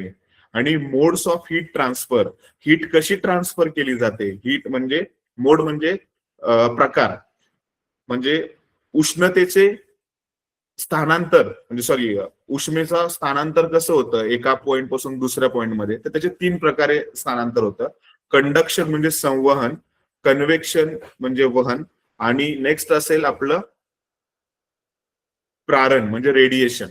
आणि effect of heat on a matter म्हणजे पदार्थावर उष्णतेचा परिणाम कसा होतो ते पण आपण ह्या टॉपिक मध्ये पाहणार आहोत. ठीक आहे, तर हे सर्वांना तर बेसिक माहिती आहे की कोणाला जरी विचारलं उष्णता म्हणजे काय, तर सगळेजण सांगू शकतात उष्णता एक ऊर्जा आहे जी की गरम वस्तूकडून थंड वस्तूकडे थंड स्थानाकडे वाहते. उदाहरणार्थ मी तुम्हाला सोपं उदाहरण देतो. जो तुम्ही गरम गरम चहा पिता, बरोबर, गरम चहा असतो, ठीक आहे, त्यानंतर त्याला थंड करायसाठी आपण काय करतो, फुंकर मारतो. का? तो गरम चहा लवकर थंड झाला तर तो आपण चहा पिऊ शकतो, आणि खूप गरम असेल तर आपली जीभ पोळली जाऊ शकते. ठीक आहे, कुणाला काय डाऊट आहे का याच्यावर? सर मी एक एक्झाम्पल देऊ का? हा चालेल. तर आपण आहे ना जर गरम पाणी घेतलं ना तर ते खूप गरम असतं, आपण त्यात थंड पाणी टाकलं तर मग ते थोडं कोमट होतं, मग त्यात अजून थंड टाकलं ना मग ते गार होऊन जातं पाणी. हो, व्हेरी गुड बेटा, खूप छान उदाहरण दिलंय की त्यांनी टेम्परेचर आपण काय करतो, चेक करतो ना, आपल्याला सेन्स कशामुळे होतो, त्वचेमुळे होतो. खूप छान उत्तर दिलं तेजसनी. तेजसच ना? Yes sir. हो, तेजसनी खूप छान उदाहरण दिलं की सर पाणी जर गरम असेल तर त्यात आपण थंड पाणी मिक्स केलं तर ते कोमट होईल, अजून थंड पाणी मिक्स केलं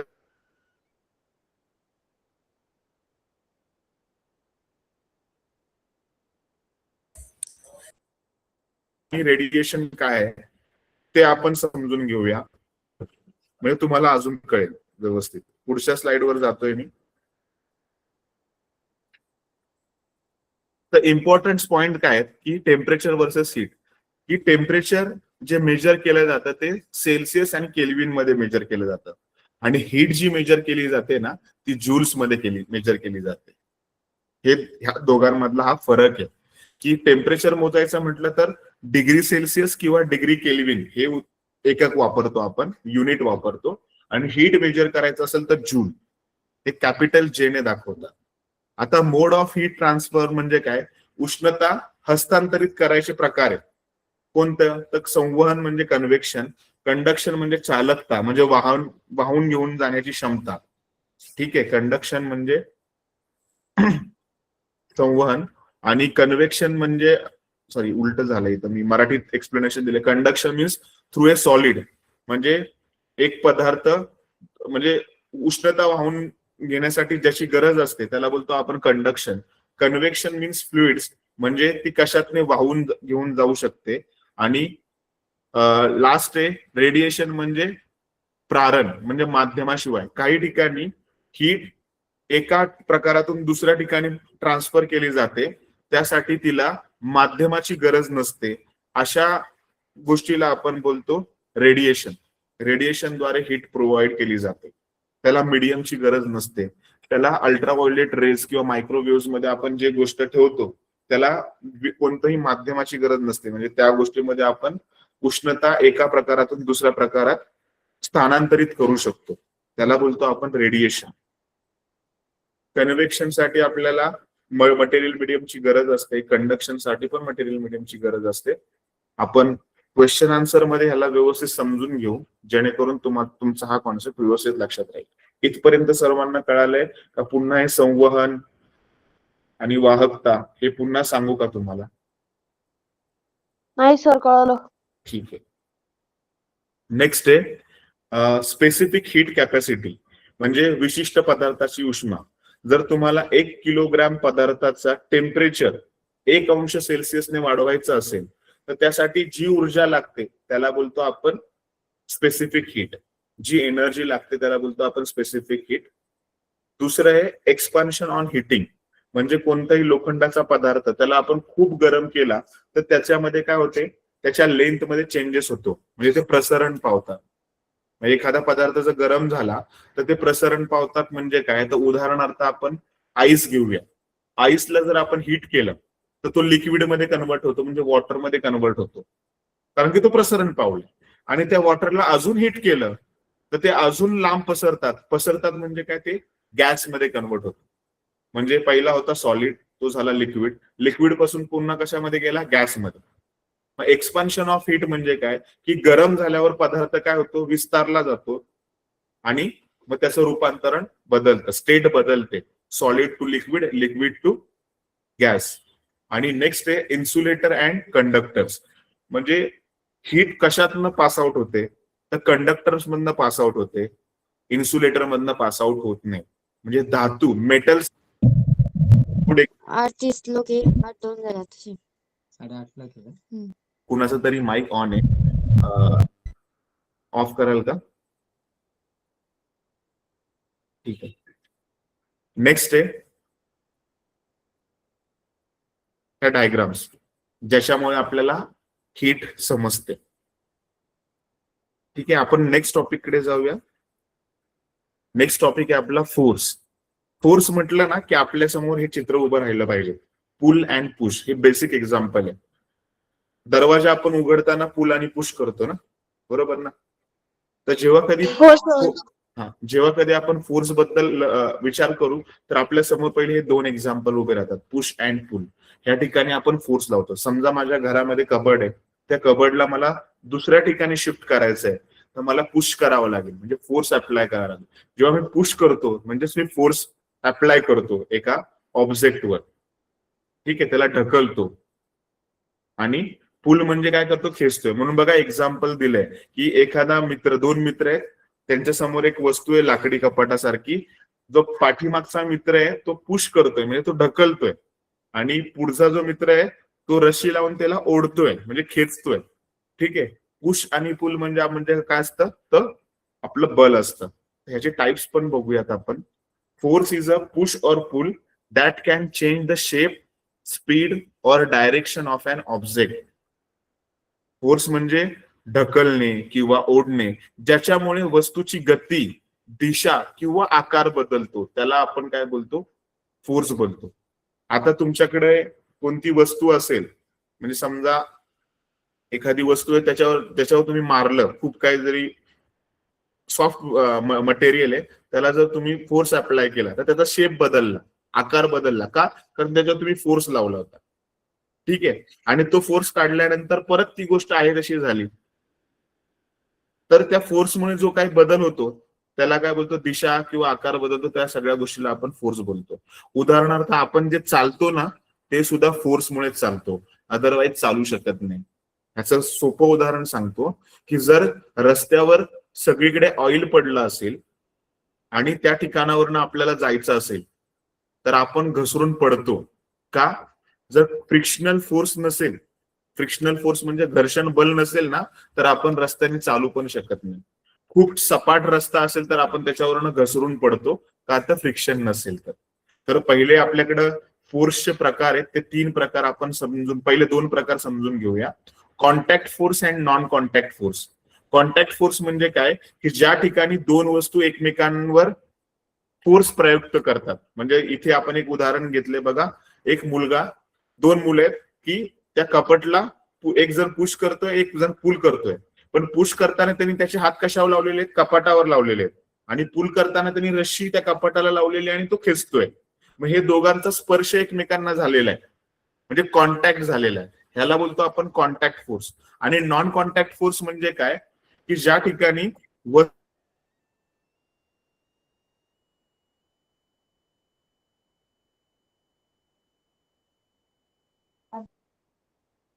सर तुमचा आवाज नाही येते. सूर्याभोवतीच फिरतात. का? तर ग्रॅव्हिटेशनल फोर्स, त्याला बोलतो आपण नॉन कॉन्टॅक्ट फोर्स. ऍटमच्या अराउंड इलेक्ट्रॉन्स गोल गोल फिरतात, तो पण काय आहे, नॉन कॉन्टॅक्ट फोर्स. ठीक आहे, समजलंय का सगळ्यांना? ठीक आहे, पुढे आपण हे एक्सप्लेनेशन मध्ये पाहूया अजून की contact force and non contact force म्हणजे स्पर्शबल किंवा अस्पर्शबल. की स्पर्शबल मध्ये कोणकोणते येतं, फ्रिक्शन, टेन्शन आणि नॉर्मल. नॉर्मल म्हणजे काय, आपण जमिनीवर उभं राहतो तर जमिनीवर आपण फोर्स लावतो, जमिनीशी आणि आपल्या पायांचा आपण जमिनीवर जेवढं बल प्रयुक्त करतो ते नॉर्मल झालं. जमिनीमध्ये आणि आपल्यामध्ये जो कोन बनतो तो 90 अंशाचा असतो. त्या 90 अंशामुळे त्याला नॉर्मल फोर्स बोलले गेलेले. परपेंडिक्युलर फोर्स बोलू शकतो किंवा नॉर्मल फोर्स बोलू शकतो. टेन्शन म्हणजे काय ते पण सांगतो, की एखादा दोरा आहे, त्या दोऱ्यावर जर तुम्ही एखादी वस्तू लावली तर त्या वस्तूचं बल त्या दोऱ्यावर येतो, तो दोरा एकदम स्ट्रेट होऊन जातो. ताण जो येतो त्याला बोलतो आपण टेन्शन. तो एक बलाचा प्रकार आहे. त्याच्यामध्ये स्पर्श, दोन्ही वस्तू एकमेकांना अटॅच असतात, त्याला कॉन्टॅक्ट फोर्स बोलतो. समजलंय का हे? नेक्स्ट आहे, नेक्स्ट जे आहे आपलं त्याला बोलतो अस्पर्श बल. कोणाचा माईक चालू आहे काय? प्लीज म्यूट करा. माईक कोणाचा सर चालू आहे? नॉर्मल सांगा ना, नॉर्मल. हा सांगतो मी. कोणाचा माईक चालू असेल तर म्यूट करा.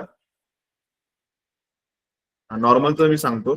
नॉर्मल फोर्स म्हणजे काय ते सांगितलं मी, की आपण जो बल प्रयुक्त करतो तो परपेंडिक्युलर असला पाहिजे जमिनीशी, त्याला नॉर्मल फोर्स बोलतो आपण. उदाहरणार्थ आपण जमिनीवर उभं राहिलोय, ठीक आहे, तर जमिनीमध्ये आणि आपल्यामध्ये जो कोन तयार होतो किती अंशाचा असतो? 90 अंशाचा.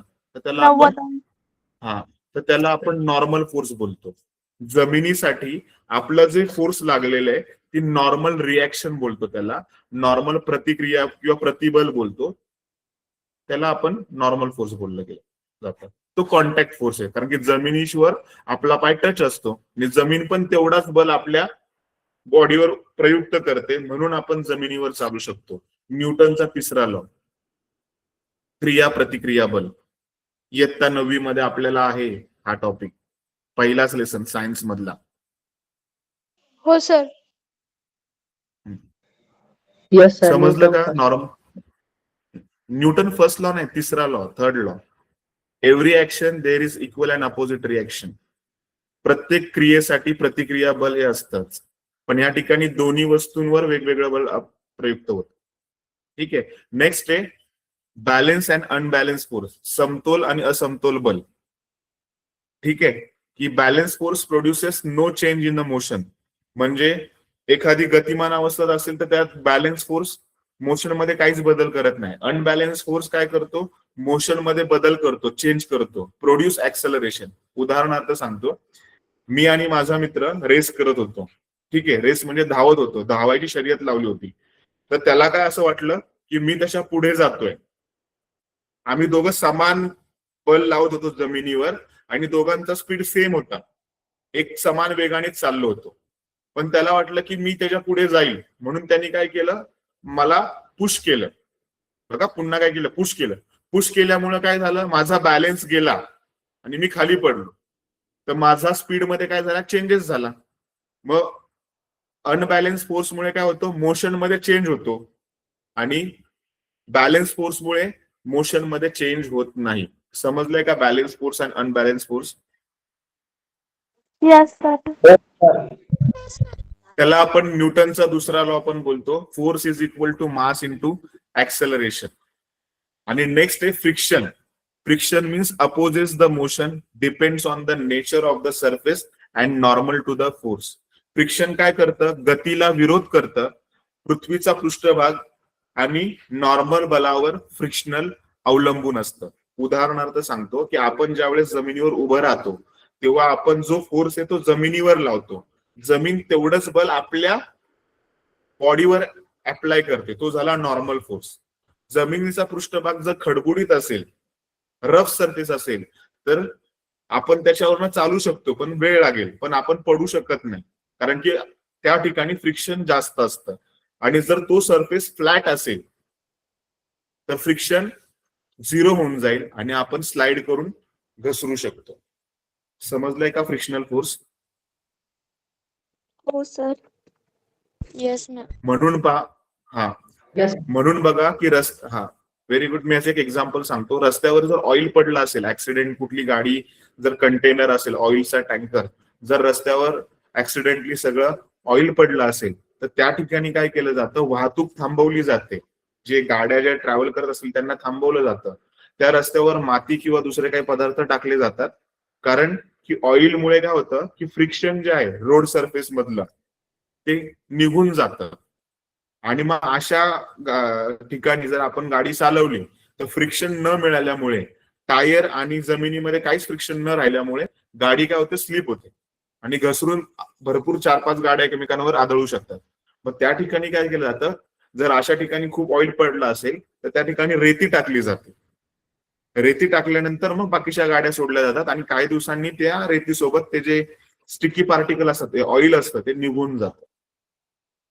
जर फ्रिक्शन असेल तरच आपण चालू शकतो आणि फ्रिक्शन असल्यामुळेच रस्त्यावर गाड्या धावू शकतात.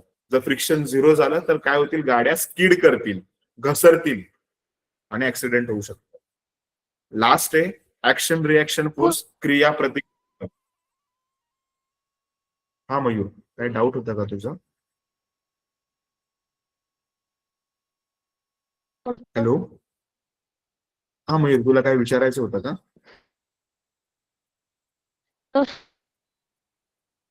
तुझा आवाज येत नाही. सर तुमची स्क्रीन दिसत नाहीये. दिसते बाकीच्यांना सर. पण नाही दिसत का? नाही सर दिसते.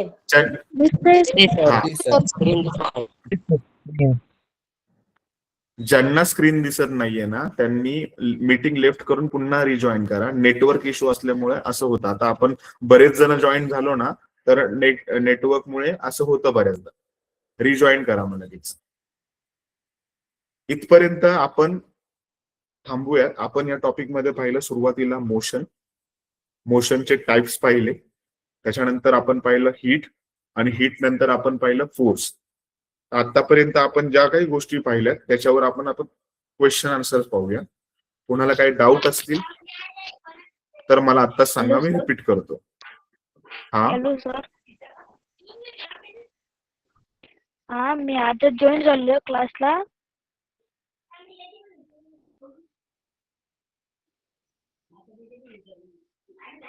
हॅलो.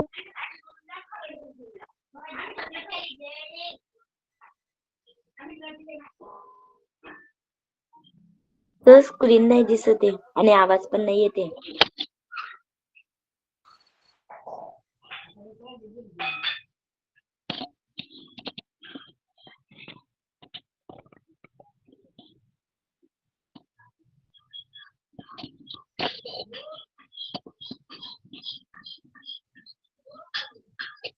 सर आवाज येत नाहीये. सर आवाज हॅलो. पण नाही येते, स्क्रीन पण नाही दिसत आहे.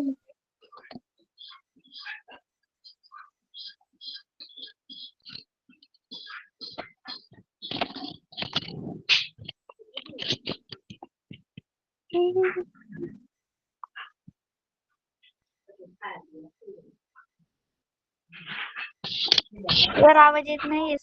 स्क्रीन पण दिसत नाहीये.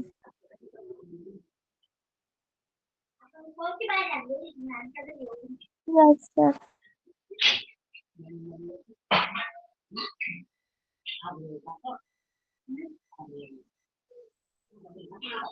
तर तुझा माईक ऑफ कर प्लीज.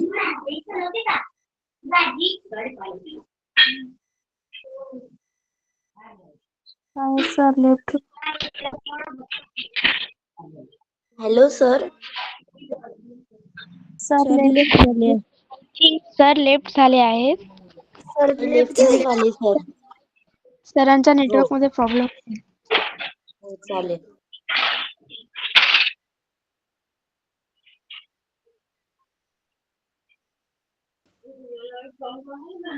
मॅम असतील इथे, मॅमला विचारू शकता तुम्ही.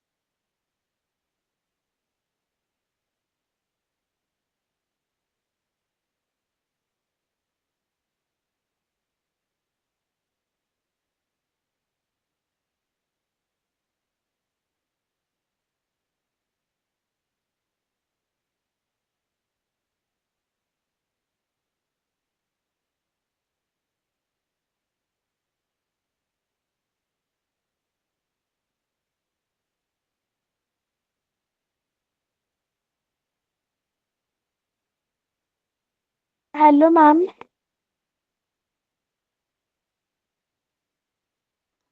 Hello ma'am. Sorry ma'am. Hello ma'am. Hello ma'am. Hello teacher. Hello teacher, क्या आप हो? सर आप hello Prema ma'am. Sir sir join just झाले. बस रहे हैं, थोड़ी देर रुको. हॅलो. Hello sir. हा, हॅलो सर. आवाज येतोय माझा? माझ्याकडे हो नेटवर्क इश्यू झाला हो, होता. आता येतोय. मी join हो झालो. सर. हो सर आता येतोय क्लिअरली. हो हो, ठीक आहे. मी स्क्रीन प्रेझेंट करतो. कुणाला काहीतरी डाऊट होता आणि अचानक मी लेफ्ट झालो मीटिंग मधनं. हा हा, कोणीतरी मला डाऊट विचारला होता. काय डाऊट होता?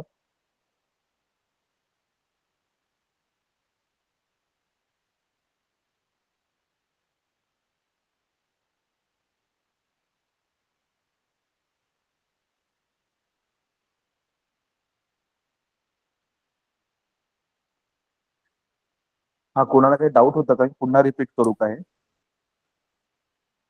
No sir, no doubt. Sir हा, सर एकदा थोडक्यात परत रिपीट करा ना, आवाज खूप ब्रेक ब्रेक होतो. ठीक आहे, चालेल. मी फोर्स पासून रिपीट करू का अजून कुठून?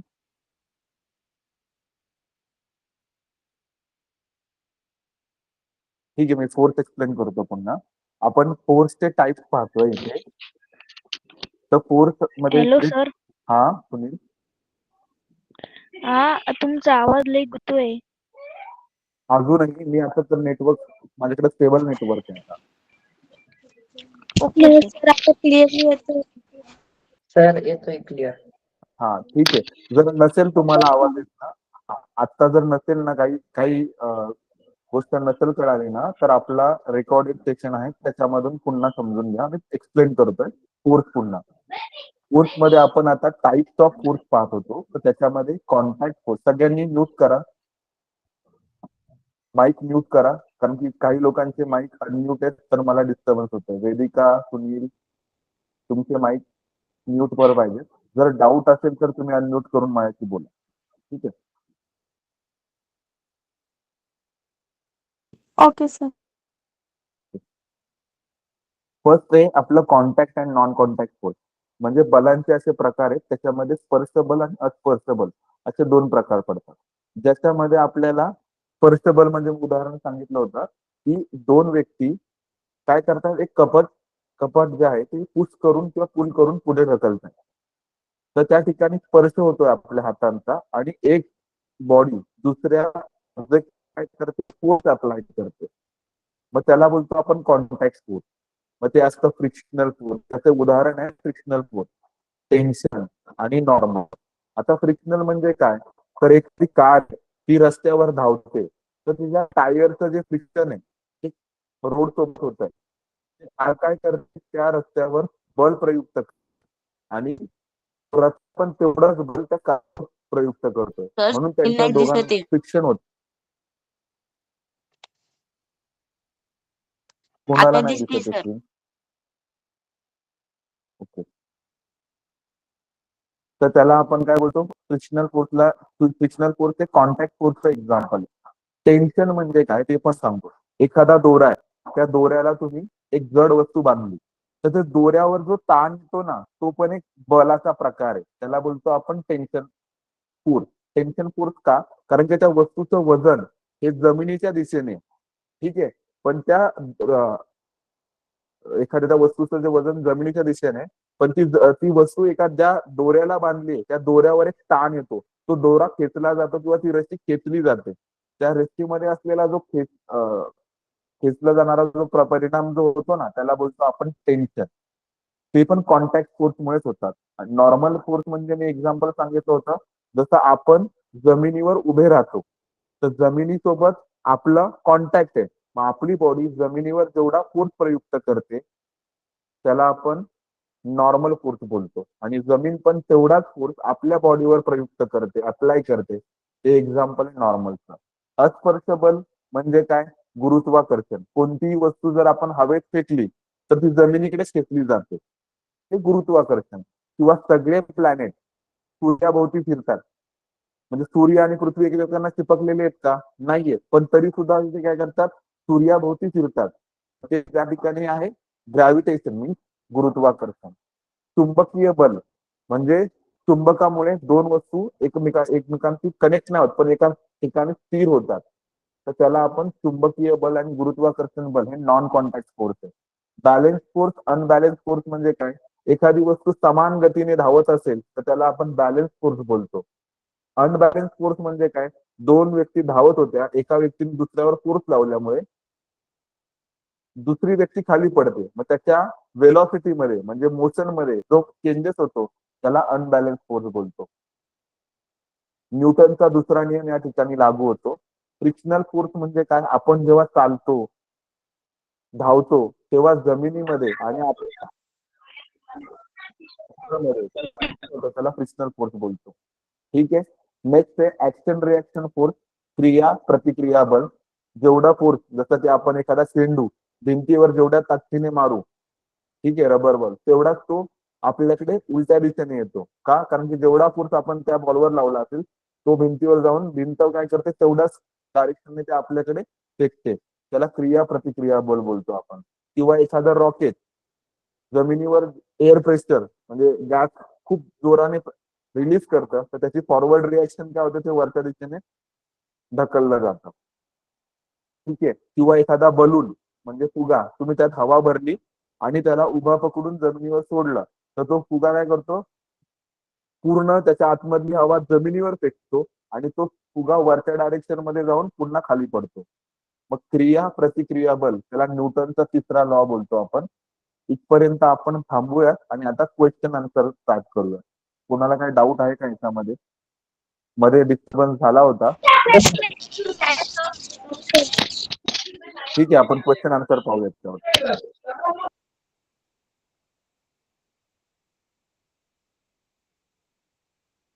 मी स्क्रीन स्टॉप करतोय, दुसरी स्क्रीन प्रेझेंट करतोय तुमच्यासोबत.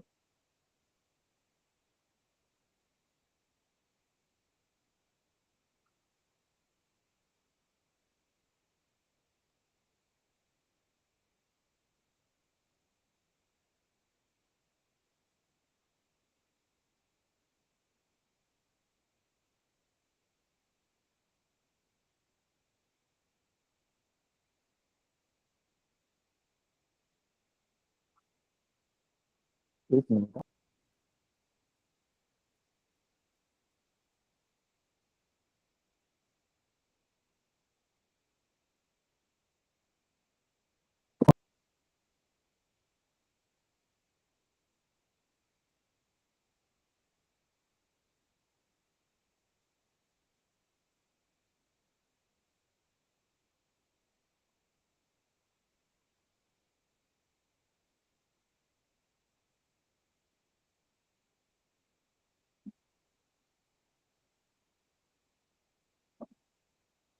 स्क्रीन दिसते आता?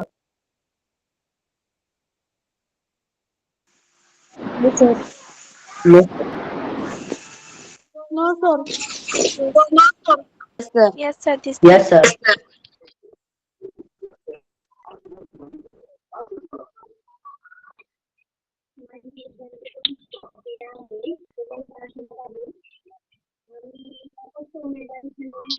तर आपला इथे जे क्वेश्चन आहेत ते मोशन, हीट आणि फोर्स या 3 टॉपिकच्या रिलेटेड.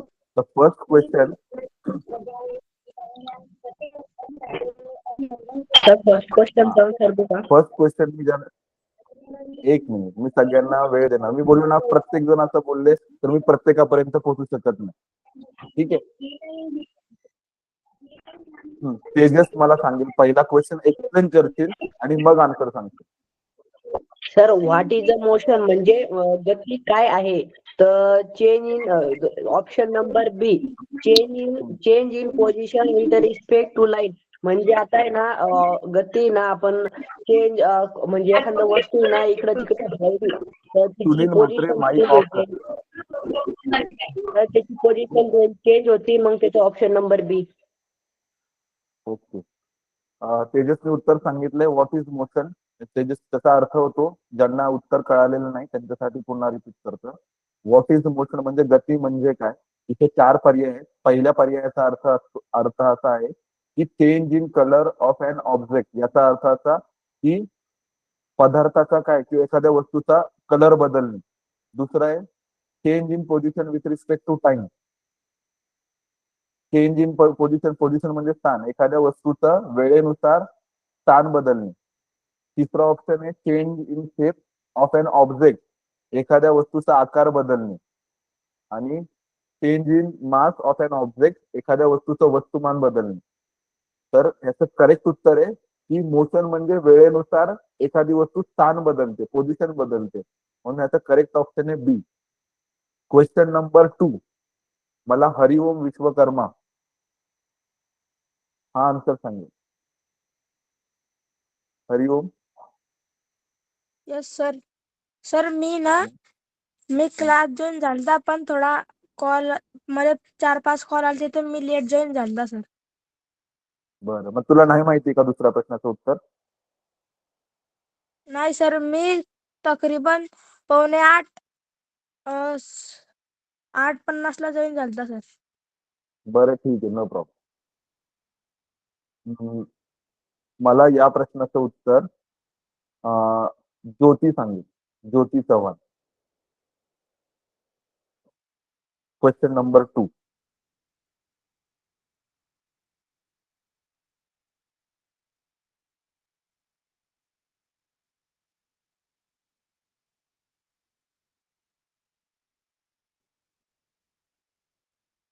ठीक आहे. ज्योती नाही सांगणार आय थिंक. ज्योतीला आवाज ऐकू येत नाही माझा. हा राजवीर, सेकंड क्वेश्चन. राजवीर. सांगू सर. हो, पहिला प्रश्न वाचायचा, मराठीत सांगायचा, कारण की आपल्याकडे मराठीचे पण स्टुडंट आहेत. आणि मग तुझं आन्सर Second काय आहे sir. ते पण सांग. इंग्लिश मराठी, जर तुला इंग्लिश कम्फर्टेबल असेल इंग्लिश मध्ये सांगितलं तरी चालेल, no problem. Sir, Second which of question. The following is an example of uniform motion. म्हणजे जे खाली जे 4 ऑप्शन त्याच्यामधून युनिफॉर्म मोशनचं कोणचं एक्झाम्पल आहे. तर पहिले a car moving in traffic. Traffic मध्ये चालणारी गाडी, पण ती कॉन्स्टंट राहत नाही, स्पीड हळूहळू बदलत राहतो. अ फॅन स्टार्टिंग फ्रॉम रेस्ट. म्हणजे फॅन जेव्हा बंद राहत चालू केल्यावर तो हळूहळू वाढतो ना, त्याच्यामुळे ते पण नाही येणार. तिसरं अ train moving with constant speed on a straight track. Sir हे उत्तर आहे. Very good. राजवीरने खूप छान उत्तर सांगितलं.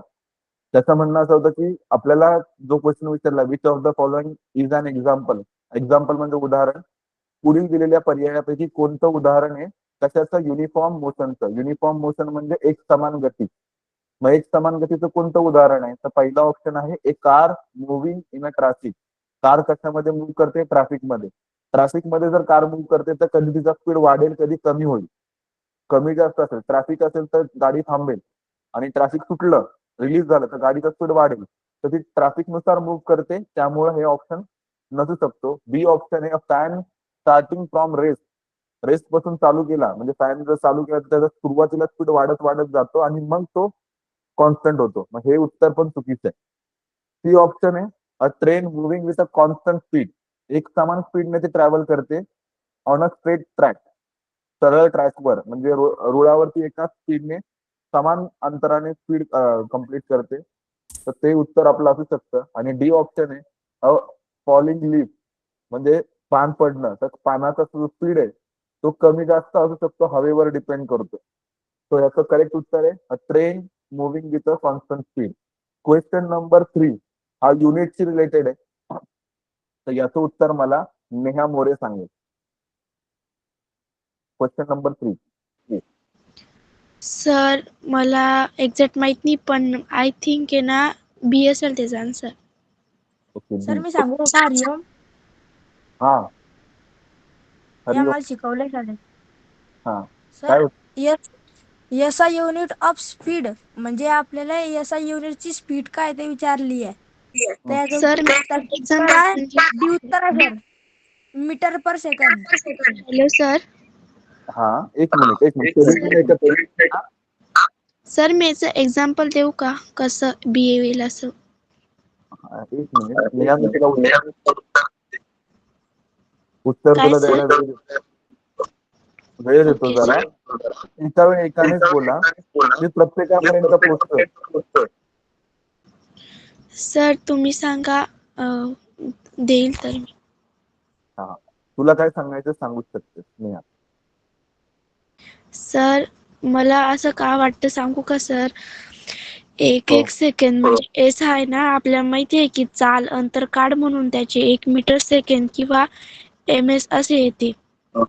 दैनंदिन वापर आपण रोजच्या व्यवहारात गाडीचा वेग मोजतो की किंवा किमी तास असं KMH हे एक एक वापरतो. पण वैज्ञानिक गतिमानामध्ये ना MS हेच मानक मानले जाते. वेगाचे सेकंद 1 सुद्धा मीटर प्रति हे म्हणजे सेकंद MS हेच असते. त्याचे रूपांतर जर म्हणायला तर सर आपल्याला किमी तासचे मीटर सेकंड मध्ये रूपांतर करायचं असलं तर संख्याला 5/18 ने गुणावे लागते असं. म्हणजे सर त्याचं म्हणजे उदाहरणार्थ मला एवढंच सांगायचं होतं की आपल्याला माहितच आहे सर की चाल अंतर काढ म्हणून त्याचे मीटर सेकंद किंवा ते अशी MS असं वापरलं जातं. बरं, ठीक आहे. हा, पहिली गोष्ट SI unit of speed. SI युनिटचा अर्थ होतो स्टँडर्ड इंटरनॅशनल युनिट. म्हणजे चालचं मानक एकक आहे. मानक एकक म्हणजे काय की सगळीकडं मीटर पर सेकंड हे मानक एकक आहे. मानक एककांचं रूपांतर आपण वेगवेगळ्या पद्धतीत करू शकतो. जसं मीटरला किलोमीटर मध्ये पण करता येतं कन्व्हर्जन, म्हणजे त्याचं रूपांतरण करता येतं. आणि टाइमचं जे रूपांतरण आहे ते दिवसांमध्ये, तासांमध्ये, वर्षांमध्ये पण कन्वर्ट करता येतं. आपल्याला मानक एकक विचारले, SI युनिट ऑफ स्पीड म्हणजे चाल याचं मानक एकक किंवा प्रमाणित एकक काय आहे. किलोमीटर पर आवर हे प्रमाणित एकक नाहीये, त्याचं कन्व्हर्जन केलंय. म्हणजे मीटरला कन्वर्ट केलं किलोमीटर मध्ये.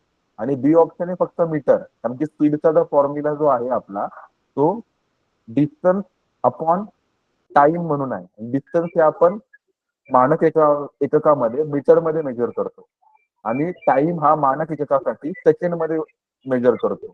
म्हणून याचा करेक्ट ऑप्शन आहे डी, मीटर पर सेकंड. कुणाचा माईक ऑफ आहे? मी 2 वेळा 3 वेळा ती सूचना पुन्हा पुन्हा रिपीट करतोय. कुणाचा माईक ऑफ चालू असेल तर प्लीज ऑफ करा, आणि जर डाऊट असेल तरच ऑन करा. Next question, question number 4. याचं उत्तर मला काजल देईल, काजल कोळी. काजल आवाज ऐकू येतोय?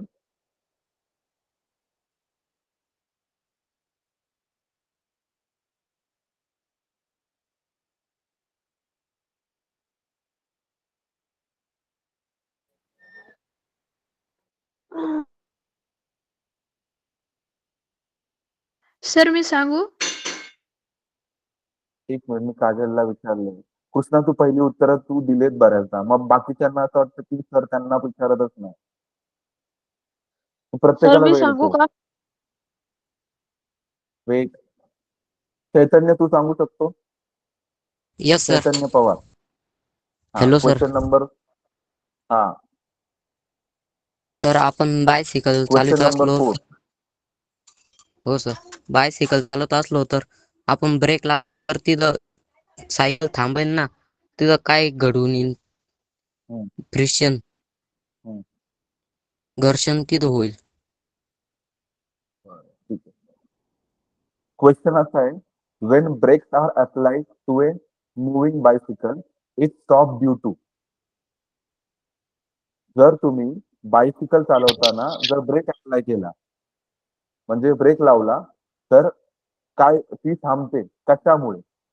हे गाडी जर बायसिकल जी आहे ती तुमची थांबते, ती कशामुळे थांबते?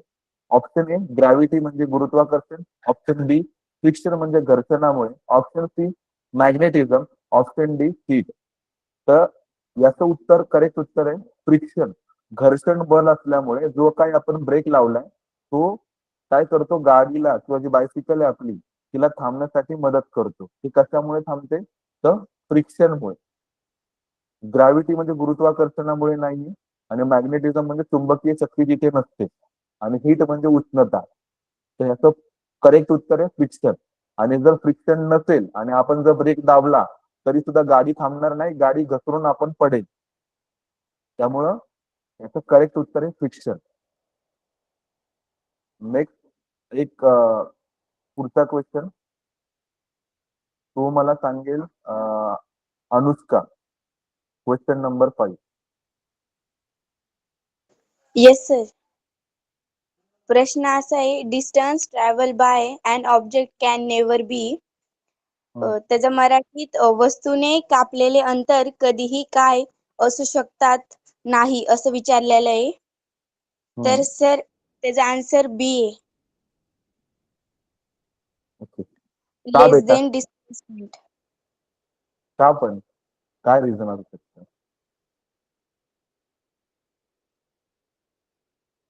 कारण त्याची विस्तारापेक्षा कमी आहे ना. लेस दॅन म्हणजे विस्तारापेक्षा कमी असतं असं तुझं उत्तर आहे. बी ऑप्शन. ठीक आहे. अजून याचं उत्तर मला एक्सप्लेन कोण करेल व्यवस्थित? सर मी कृष्णा तू करू? सांगू शकतो? तर मी हा, हो कृष्णाला सर, मी सांगू विचारलं. शकतो. सर हा. आता तिथे आपल्याला विचारलं distance travel by an object can never be. म्हणजे तिथे विचारलेलं आहे एखादा ऑब्जेक्ट आहे त्याने डिस्टन्स ट्रॅव्हल केलं, म्हणजे आता कार आहे तिने डिस्टन्स 1 किलोमीटर ट्रॅव्हल केलं, तर ते काय असू शकतं? म्हणजे माझा आन्सर आहे 0. का बरं की कोणी डिस्टन्स ट्रॅव्हल केलं ते कधी 0 नाही राहू शकत. झिरो नाही राहू शकत. Okay. मग अनुष्काने उत्तर दिले लेस दॅन डिस्प्लेसमेंट. ते का असू शकतं? तुला काय वाटतं?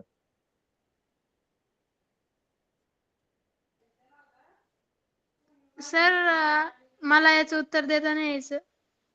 बरं, ठीक आहे. मगाशी कोणी राजवीर तू बोलला होतास ना, असं उत्तर काय असू शकतं? सर आय थिंक डी असू शकतो. डी. हो. हो सर, रिझन? डी. सर मी सांगू का का पण? लावण्या? रिझन तर माहिती पाहिजेत ना. आपण सायंटिफिक. सर मी सांगू का? हा, एक मिनिट. लावण्याला सांगू दे. लावण्याला आपण आतापर्यंत काय क्वेश्चन विचारला. हा लावण्य सांगू शकतो. Yes sir. सर याचं आन्सर ना लेस दॅन डिस्प्लेसमेंट येईन. कारण रिझन असं आहे, डिस्टन्स म्हणजे आपण बघितलं की एकूण म्हणजे प्रत्येक म्हणजे एकूण मार्ग जितका आपण अंतर कापलं ते सर्व अंतर म्हणजे डिस्टन्स. आणि डिस्प्लेसमेंट म्हणजे स्टार्टिंग पॉइंट आणि फिनिशिंग पॉइंट. एकदम शॉर्ट डिस्टन्स असं आपण म्हणू शकतोय. तर म्हणजे याच्यात आपण बघितलं इथं आपल्याला सांगितलेलं आहे वस्तूने कापलेलं अंतर कधी म्हणजे नेव्हर बी असं सांगितलेलं असू शकत नाही. तर त्याच्यानुसार लेस दॅन डिस्प्लेसमेंट आपण जर बघितलं तर डिस्प्लेसमेंट हे शॉर्टेज डिस्टन्स आहे. आणि डिस्टन्स आता जर एक्झाम्पल देऊन सांगितलं, मी माझ्या स्कूलचा पॉइंट आणि माझ्या घराचा पॉइंट यामध्ये मी ए पासून निघले, त्यानंतर मी बस स्टँडवर गेले आणि देन मी स्कूलला गेले. पण जर हे डिस्टन्स मध्ये येतं, हे सगळं अंतर मी कापलंय. आणि जर डिस्प्लेसमेंट मध्ये बघितलं तर मी डायरेक्ट ए पासून डायरेक्ट डी पर्यंत गेले, म्हणजे डायरेक्ट स्कूलच्या पॉइंट वर गेले. म्हणजे त्याच्यामध्ये असा निष्कर्ष निघतो की जे डिस्टन्स असतं ते मूव्ह खूप आणि डिस्प्लेसमेंट ही छोटी असते. त्याच्यामुळे डिस्टन्स डिस्प्लेसमेंट पेक्षा मोठा असेल. ओके, ठीक आहे. ती डिस्प्लेसमेंट पेक्षा नाही असू शकत. बरं, ठीक आहे. मी क्वेश्चन परत समजवतो. लावण्य सांगितलं, व्यवस्थित सांगितलं. मध्ये आवाज ब्रेक होत होता, काहींना ऐकायला, मला तरी ऐकू नाही आला. पण जे काही कळलं तू बोलत होती त्याच्यातनं मला अर्थ कळाला की तुला काय सांगायचं ते. मी पुन्हा एक्सप्लेन करतो. इथे प्रश्न असा विचारलाय, सर आवाज डिस्टन्स नाही आला. Travelled by. हा, नेटवर्कचा प्रॉब्लेम असल्यामुळे, पण तोडका मोडका आवाज ऐकू आला. मला समजलं तुला काय सांगायचंय. बरोबर आहे उत्तर तुझं. करेक्ट ऑप्शन बीच आहे. मी एक्सप्लेन करतोय पुन्हा. कुणाला आवाज ऐकू आला नसेल तर मी पुन्हा एक्सप्लेन करतोय. Distance travel by an object can never be. असू शकत नाही. जे डिस्टन्स ट्रॅव्हल केले कुणी एका ऑब्जेक्टने ते कधीच असू शकत नाही. तर 0 असू शकत नाही, का लेस दॅन डिस्प्लेसमेंट असू शकत नाही, किंवा इक्वल टू डिस्प्लेसमेंट असू शकत नाही, किंवा ग्रेटर दॅन डिस्प्लेसमेंट असू शकत नाही. कॅन नेव्हर बी 0. 0 असू शकत नाही. तर ह्याचं करेक्ट आन्सर आहे लेस दॅन डिस्प्लेसमेंट असू शकत नाही. Distance travel by an object never be. Distance 0 कसं असेल, जर ट्रॅव्हल केलंय कुठल्याही ऑब्जेक्टनी, तर डिस्टन्स ट्रॅव्हल केलं म्हणजे काही ना काहीतरी उत्तर येणार. 0 नसू शकतं. त्याचं करेक्ट आन्सर आहे लेस दॅन डिस्प्लेसमेंट. का? तर याचं पाठीमागचं उत्तर, जेव्हा डिस्टन्स आपण ट्रॅव्हल करतो ना, तर ते कापलेलं अंतर मोजतो, आणि डिस्प्लेसमेंट जे अंतर काढतो ते डिस्प्लेसमेंट शॉर्टेस्ट डिस्टन्स असतं. जसं लावण्याने सांगितलं की एखादा पर्सन स्कूल म्हणजे एक पर्सन घरापासून स्कूल पर्यंत गेला, स्कूल पासून हॉस्पिटल आणि हॉस्पिटल पासून गावी, तर त्याच्यामधलं आपण फक्त डिस्टन्स ट्रॅव्हल करायचं म्हटलं तर सगळी गोष्टीचं डिस्टन्स ट्रॅव्हल करणार, ऍडिशन करणार. पण लेस दॅन डिस्प्लेसमेंट नसू शकतं. ती कळतंय का? लेस दॅन डिस्प्लेसमेंट मध्ये फक्त आपण शॉर्टेस्ट डिस्टन्स मोजतो. म्हणून करेक्ट ऑप्शन आहे बी, लेस दॅन डिस्प्लेसमेंट.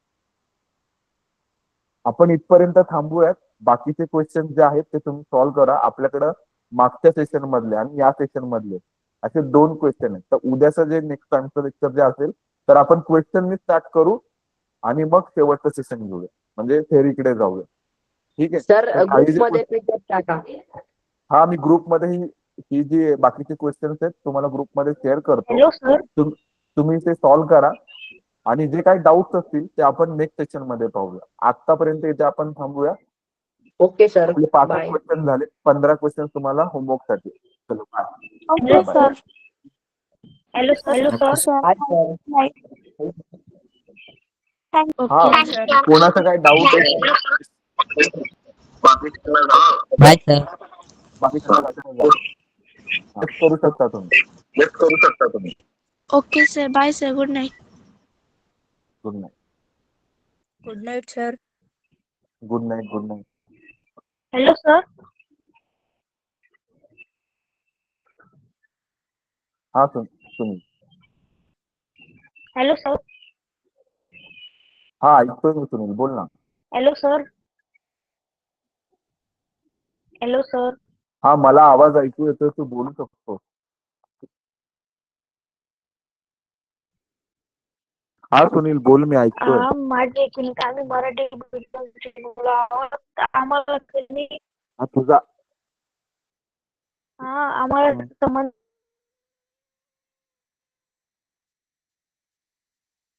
समजण्यासाठी ती इंग्लिश क्वेश्चनची ती एक पेपर मिनिट आहे हा का? सुनील. मग हा, फिर एक मिनिट, मला तुझा आवाज ती येत नाहीये. क्वेश्चन मार्क आवाज आम्हाला समजण्यासाठी हा. मग ते आम्हाला समजण्यासाठी खूप वेळ लागतो. मग ती